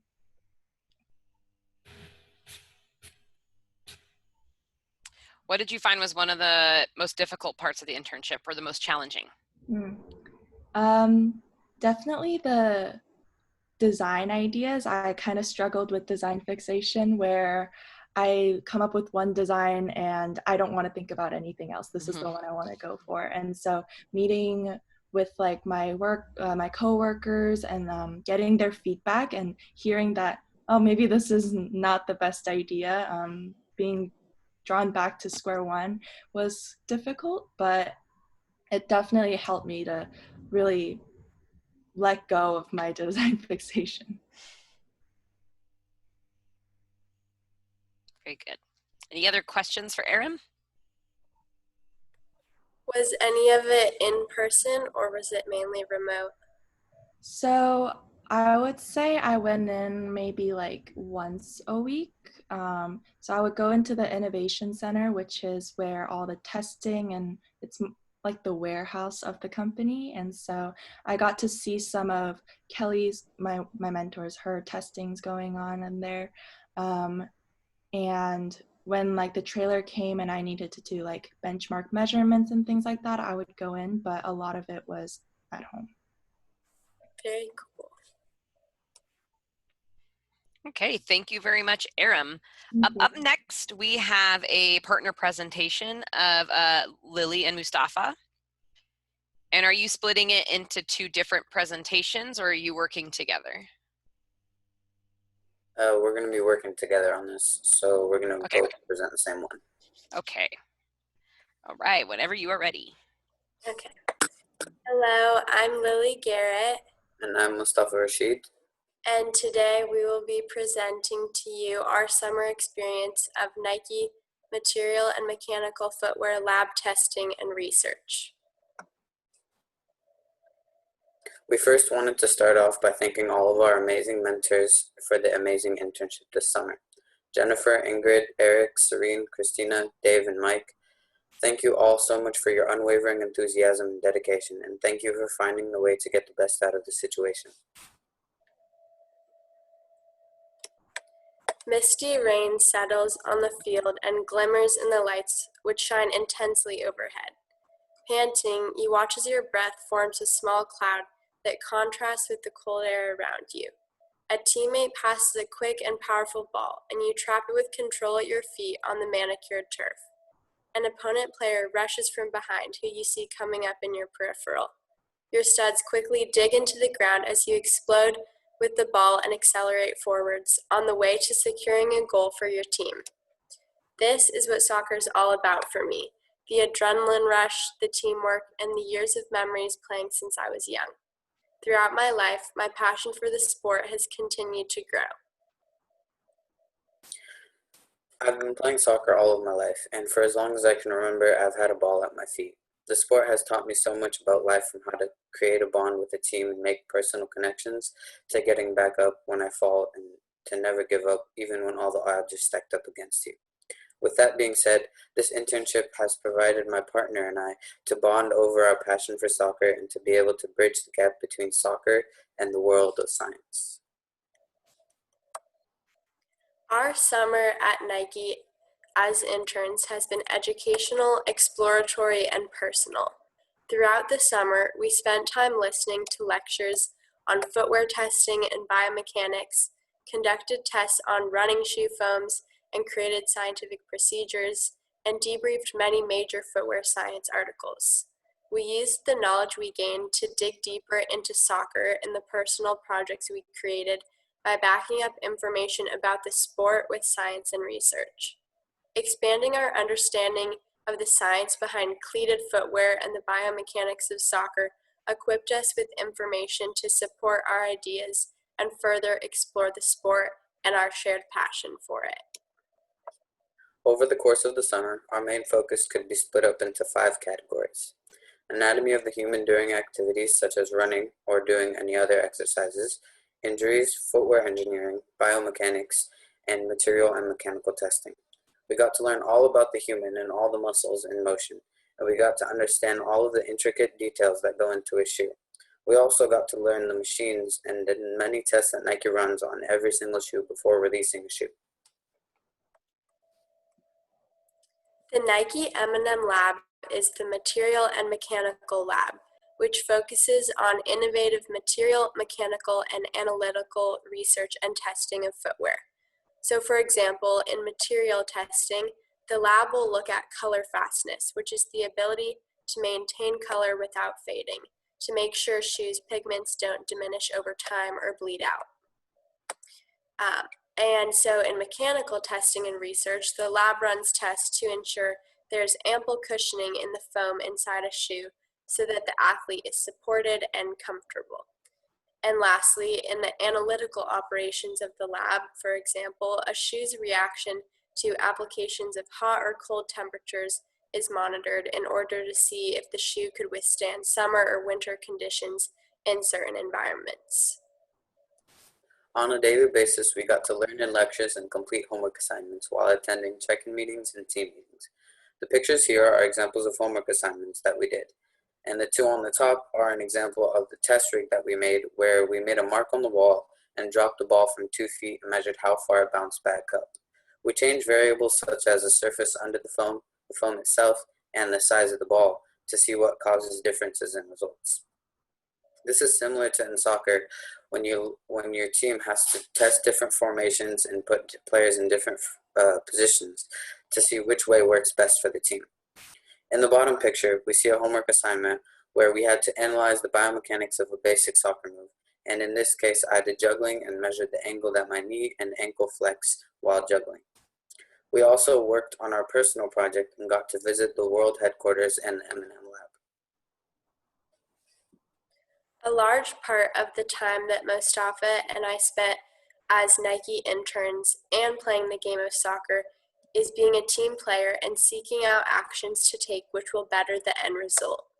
Throughout the summer, we continued to bond with the team in the lab and our team of mentors and each other. We found many personal connections, including our shared passions for global football and sports at Nike.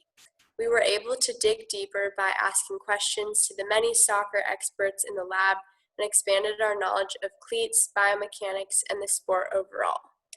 In a broader scope, we were able to network with individuals throughout the company outside of the lab, which was super cool.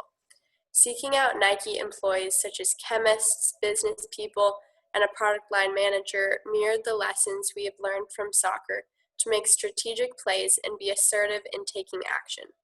In doing so while working at Nike and networking, we were successful in gaining thoughtful and genuine career advice and knowledge from several wonderfully intelligent individuals. Like in soccer and in other sports, a team has to build chemistry by bonding together and getting to know each other better on a personal level, which shows in the performance of the team, and this is what we got to do with our mentors a little bit in person this summer. We got to get a full lab tour with our mentor Eric, and we got to see all of the machines and look at traction, forefoot flexibility, and impact tests. We also got to visit the world headquarters with our mentors Christina and Serene to get our badges and to look at the beautiful campus. For my personal project, I was fueled with excitement by my passion for soccer to dive deeper into the science of cleated footwear in global football.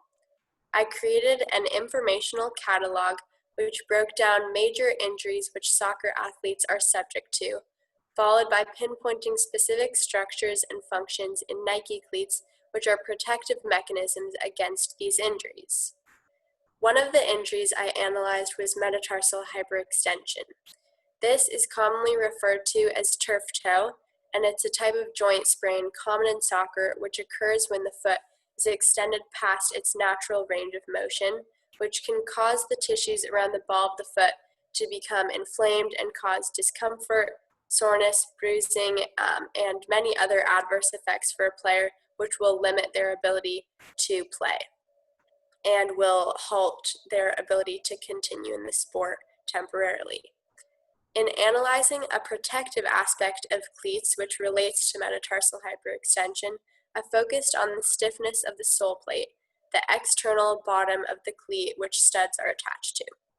Now, stiffness, which means resistance to bend or flex near the metatarsal heads on the sole plate, will allow a player's foot to be protected from hyperextending when they continue to repeatedly bend their foot during the game in movements such as quickly exploding into sprints when their foot will be repeatedly bent to a high degree. There is specific data which I have cited in my catalog which quantifies the stiffness of a sole plate. The machine used to compute stiffness is the FAST machine, short for Football American Shoe Tester. This is a forefoot flexibility tester which can measure stiffness about the metatarsal joints by measuring the torque required to flex the shoe 75 degrees. The slope of torque versus flex angle equals stiffness. The injurious region occurs at 60 to 70 degrees, and the stiffness slope must be highest in this range in order to protect from metatarsal hyperextension in a soccer player. FAST testing was originally created for American football, but its implications can be applicable to global football as well. I analyzed the interplay between cleat structure and athlete biomechanics and recognized three functions of cleats: performance, protection, and perception. These three words inspired the piece of art you see on the slide, which I painted, illustrating a cleat blending into a human leg with the three words written in the background: protection, perception, and performance, all meant to symbolize that soccer cleats work in harmony with the athlete and allow them to compete at their highest level and stay protected. For my personal project, I took a look at the 3 Nike soccer cleat silos, and I analyzed the midfield position. In doing so, I looked at stud shapes and how it affects traction and can impact the player in trying to find what shoe enhances which position and which play style. I also got to do research on the Beast Machine, which is developed by the University of Virginia and BioCore. And what the Beast Machine does is it simulates the human weight with its own weights and then attaches the cleat to the bottom and digs the cleat into the surface. After doing so, it rotates the cleat, and it looks at how long it takes for the cleat to rotate a certain amount of degrees, such as 100 degrees.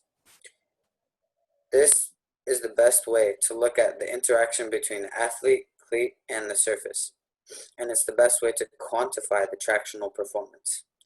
This is key when taking a look at ACL injuries, since they are caused when your foot gets stuck in the ground and you're trying to rotate your leg, but your leg rotates, but your foot doesn't. After looking at all these concepts and all this research, I was able to make a conclusion on which cleat would enhance which play style of midfield. Our summer internship with the Nike M&M Lab provided us with many major takeaways. First, science and engineering often involve failures and iterations must be made. Just like in soccer, not every play is perfect. There will always be a missed pass or shot, but another opportunity to push harder. Secondly, trial and error and copious amounts of background research are a major part of creating valid scientific findings. At Nike, footwear is designed after much dedicated time to fine-tuning the minute structures and functions in a shoe, which we were able to see firsthand. In soccer, training, time, and effort is put into building a player's skills and abilities. Practice and analysis of game film and mistakes is what allows a player to grow. Lastly, as a scientist, enthusiasm and interest in a concept is what will drive it to completion, just as a soccer player must be driven by passion and appreciation for the sport in order to prosper. Once again, we'd like to thank all of our mentors, and we'd like to thank Mike Dunn, our teacher monitor. We would also like to thank Saturday Academy and the Nike M&M Lab for making this amazing summer possible for us. Thank you so much for listening. And again, we want to give a final thank you to our amazing mentors and the company of Nike. Our summer was truly unforgettable. Awesome, excellent. All right, Nike soccer. I feel like the Nike internships have been basketball the last few years, so it's kind of cool that they're moving into the soccer cleat for them. Any questions for Lily or Mostafa? How often did you get to go into the Nike campus? That's something I was curious about. So we were able to, Mostafa and I were able to meet several times, just going to the lab to check in with our mentors and fix some technology problems that we encountered with our computers. But we were able to tour the world headquarters once with our mentors and then tour the Nike M&M Lab in full detail once. But they were great experiences. Good deal.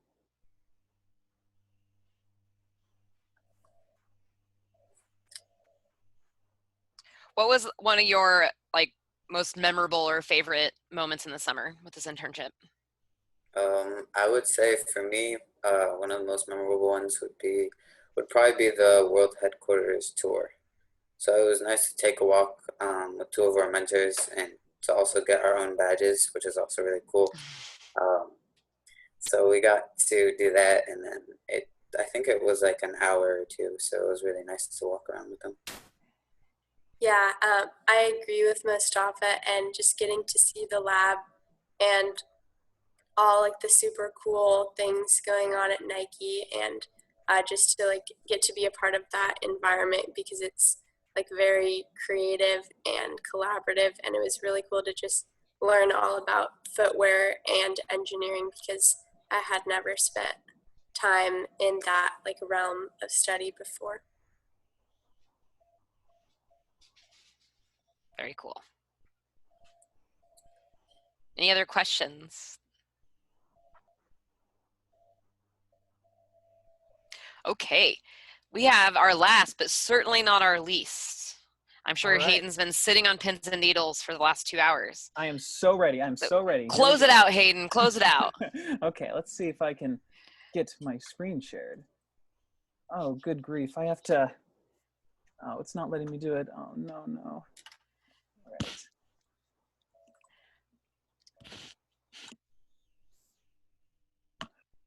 Okay. I'm sorry. Please bear with me. No worries.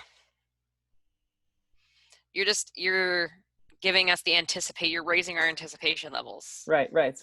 It makes it that much better when it happens. Just waiting for it to open. Ah. Come on, my computer is just being really slow right now. We have been on this call for a while. Okay. All right.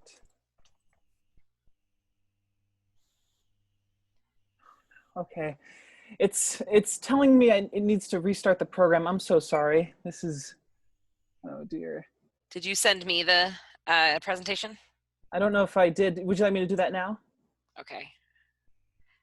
Depends on whichever you think would be faster. Do you think restarting the program would be faster, or just emailing it to me and then I'll share? All right. What do you think, Emily? It's here. I'll share it to you. It's a Google Slides okay. thing. Yeah, I'd say just email it. It'll be easier to get back into the actual, it'd be hard to get back into the Zoom call because we're in breakout sessions. So I think emailing it is the best option. Right. Yeah, so sharing it with me. All right. Okay. Is this your Gmail account? Yep. All right. All right. Let's send it over. All right. All right. Do you? Hopefully it's sent. Let's see. Right there. I think I see it. All right. I'm so sorry about this. It's just a different computer. I had to do a different computer since I had to be in a different location. It looks like it doesn't like what I'm doing. Yeah. What is it called? It is called ASE Symposium Presentation Slideshow. That would make sense.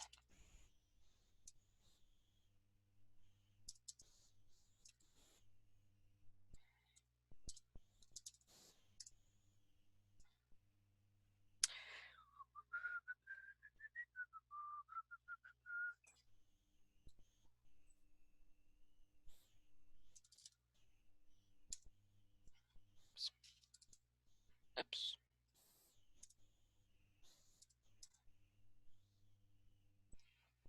Do not see it yet. Okay, let me try again. Another option would be to copy and paste the URL up above into the chat, and then I could possibly click on it from that way. Okay. If you shared it with me. All right. Can you try the email? Wait, there it is. Got it. Great. All right. Sometimes it's a matter of just waiting for Google to. Right. You're fine. What a shame. I was so amped up. No worries at all. You're good. Oh, good. This is why we have this option. Okay, I'm gonna share my screen, and then you just have to give me the signal for next slide. All right. So there's a couple of animations, so I will have to do it a few times, but hopefully it'll. There we go. I can work out just fine. All right. All right. Now you're gonna test my ability to do all right. this. Oh, are you gonna do present, or are you gonna stand on the outside? Because if you stand on the outside, there won't be any animation. Or it's in presentation mode. Oh, I see. I just don't see it, I guess. Okay. All right. Okay.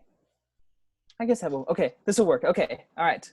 Am I ready to go? Yeah, you are. Okay, great. Thank you for waiting, everybody. All right. Well, if you don't remember from before, I am Hayden. And for the last 2 months, I completed a mechanical engineering internship at Yakima Products. All right, next slide. To start, what is Yakima and what is it that they do? Well, they are a company that aims to help people transport their outdoor sporting and recreational equipment with their various vehicle racks, cargo boxes, trailers, and other vehicle attachments. I don't see the slide going. I do. Does anybody else not see it? I do not see it either, Stacy. Oh. I don't. Yeah, I don't see anything. Yeah, because it's a very pretty presentation with very good orchestrated slides that are automatically starting on their own. So let me try sharing my screen again because I see it just fine. Okay.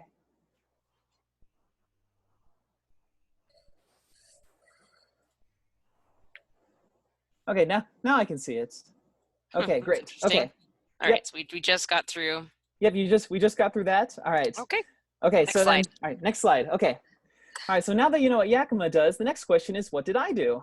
Well, starting with my internship title, I was a mechanical engineering intern, so I knew from the beginning that I would be working with the product development team, helping them get their products ready to be put on store shelves. And throughout my next 2 months at Yakima, I did many things such as building prototypes, testing prototypes, designing prototypes. I drew a lot of 3D CAD modeling. That was what I did a lot of. I assembled cargo boxes. Basically, I was just an extra set of hands, and I helped out wherever I could help out whenever somebody needed help. And all right, next slide. I rarely ever did one project or one task for any long period of time. I was mostly working on little bits and pieces of other projects. And as priorities shifted and as people's schedules shifted, and this nonlinear form of work actually kept things very fresh and always felt like there was something new. So I definitely enjoyed that. All right, next slide. Admittedly though, this nonlinear form of work made it a bit tough to format this presentation. So I'm going to run through 3 of my main big projects that I worked on and talk a bit about how I was involved, what I learned, and what I contributed to the overall projects. I need you to click. It's going to pop up with the names of the 3 projects. All right, next slide. First up is the roof rack tower project. This project involved, next slide, yeah. There you go, okay.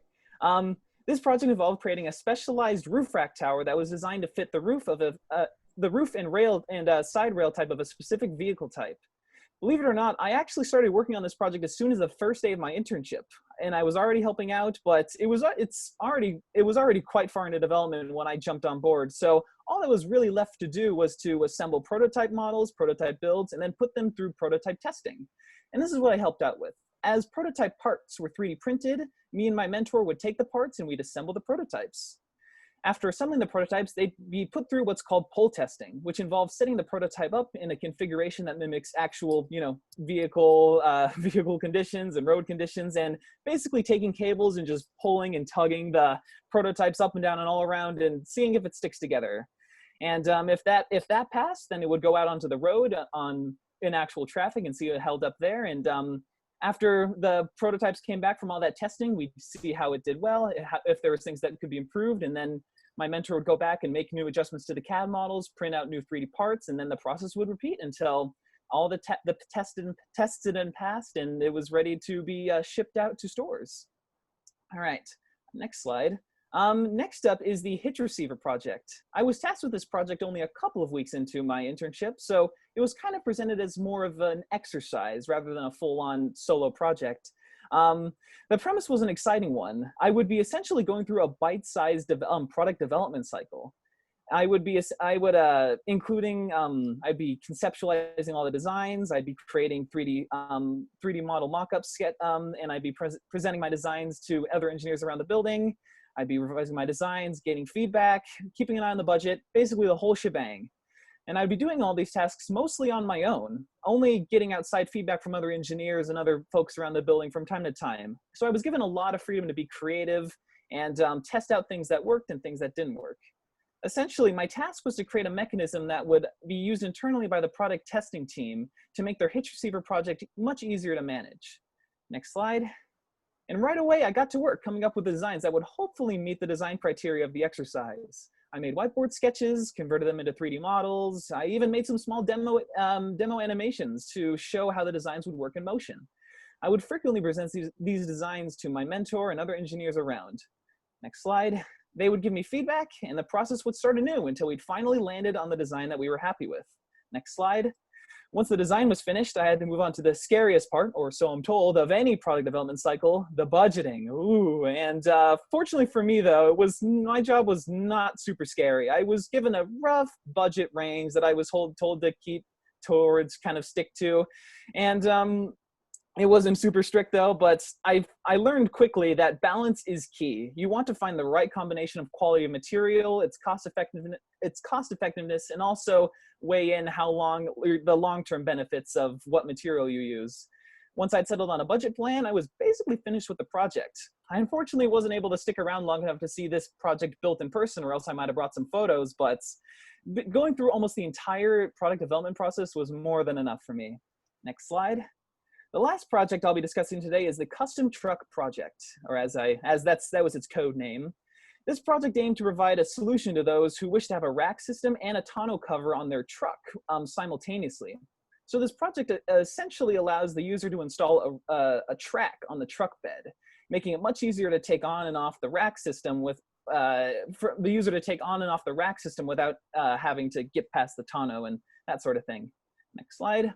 By this point in the internship, my knowledge of the 3D computer, the CAD programming was much better. So I was tasked with I was tasked with modeling a cap that would sit on either end of the track. And I ended up working on this project for a long time. And that was because it was easily the most complicated project I had worked on. Compared with the simple geometric shapes that I found in the previously mentioned hitch receiver project, the custom truck project had multi-directional curves, drafts, precise dimensional measurements, and so much more that I totally was not ready for. Indeed, this was a tough project that forced me to learn a lot of new computer modeling techniques, many of which was the first time I'd ever used, but anyway, next slide. Anyway, I slowly chipped away at getting this end cap to where it needed to be. After I reached significant milestones, I would ship over my models to my mentor for feedback, and she'd send them back with feedback and next steps. We repeated this process for the entire rest of the internship, and slowly my 3D model started resembling the end cap it needed to be more and more. And by the end, it was nearly completed and ready to be integrated into the actual track system. Right, and next slide. And with that, we've reached the end of my internship, but not the end of my presentation. I would still like to spend some time talking a bit about the takeaways that I had from this whole experience. I guess I should say that I should start by saying that I applied for this internship for many reasons, but chief among them was that I wanted experience. I wanted to experience what engineering was like. I wanted to know what it was like as a job. I wanted to experience what it was like to work in an office, in a workshop, and if engineering was a line of work that would even interest me in the first place. And I'm very glad to say that it did. If anything, I'm even more interested in engineering than I was before. I enjoyed being able to take on my own responsibilities and be creative in how I found solutions to the various challenges and hurdles that I faced. Learning about the process of product development was very interesting, and it was a great introduction to the overall engineering method, because aside from some changes here and there, the methods that you use to create products at Yakima is the same products that are applied to the rest of the engineering world. You know, you could use the same process to make a toaster. It was a great starter. It was a great way for me to get my feet wet, dip my toes into the water before I jump in, before I take the plunge in college or wherever I end up next. Less than 1 minute. All right, okay, I'm almost done. And having that background knowledge is very much going to be beneficial to me in the coming years. Next slide. Before I wrap things up, I'd like to thank all of those who supported me during this internship and acknowledge them.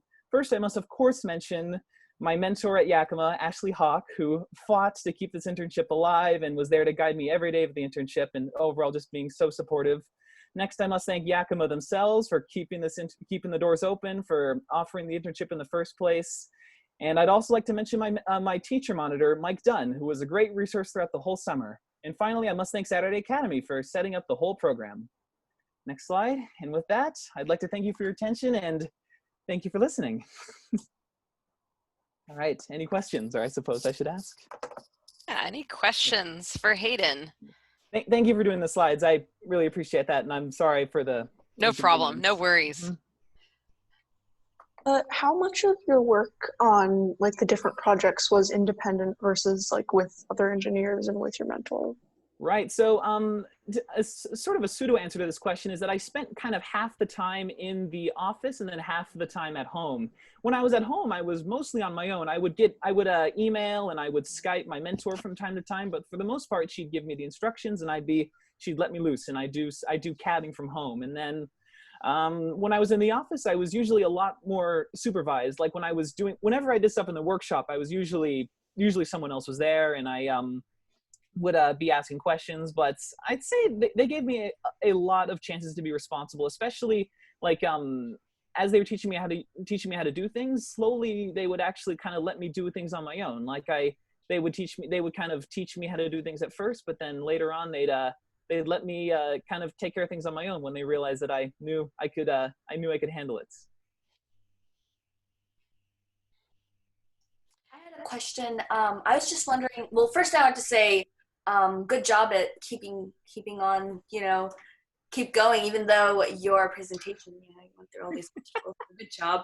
But I was wondering, what was your favorite part about the whole process, the project process? Ooh, okay, favorite parts. That's tough. I think some of my most triumphant moments were actually when I was at home CADing. I have a little bit of CAD experience. I had a little bit of CAD experience before I came to this internship, but up until now I hadn't done much, and I ran through a lot of issues, a lot of hurdles where I couldn't get everything working. But when you've been working on a certain feature for hours and you finally get it done, oh man, I had some fist bumps when things finally fit into place. But I also got a huge kick out of working in the workshop and seeing I always said it's like my school robotics team's dream to have a workshop so nice. And they have so many I almost call them trinkets, but they're not trinkets. They're very impressive pieces of kit. And it was fun to actually, they let me play with some of the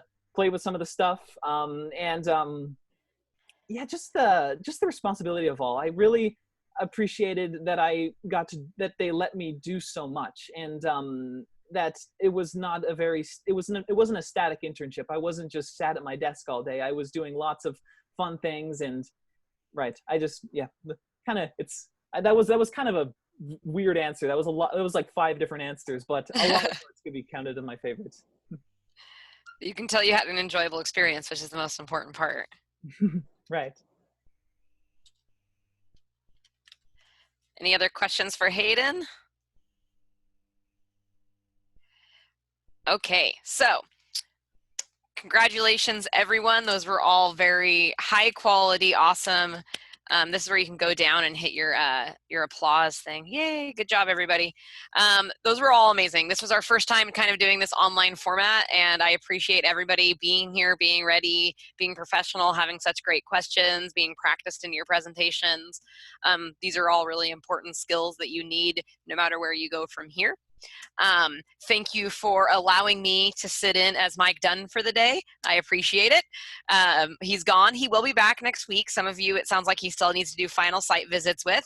And then he will also be taking your thank you letters and giving feedback and putting those where they need to go. So don't worry about that. Your job, what you need to do.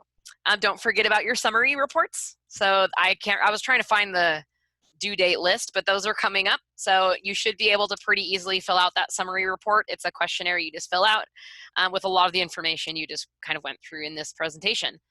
So thank you very much, everyone. I hope that this summer was a really good experience, and please make sure you spend the next couple of weeks doing some of those things that you told me you enjoy doing to relax, some board games and video games, whatever that was that you told me at the beginning. Do more of that for the next few weeks before whatever the fall is bringing to us comes to us, okay? So everyone stay healthy and thank you. Goodbye. You can hit end meeting, leave room. Thank you. Nice job, everybody. Take care. Thank you. Take care. Too.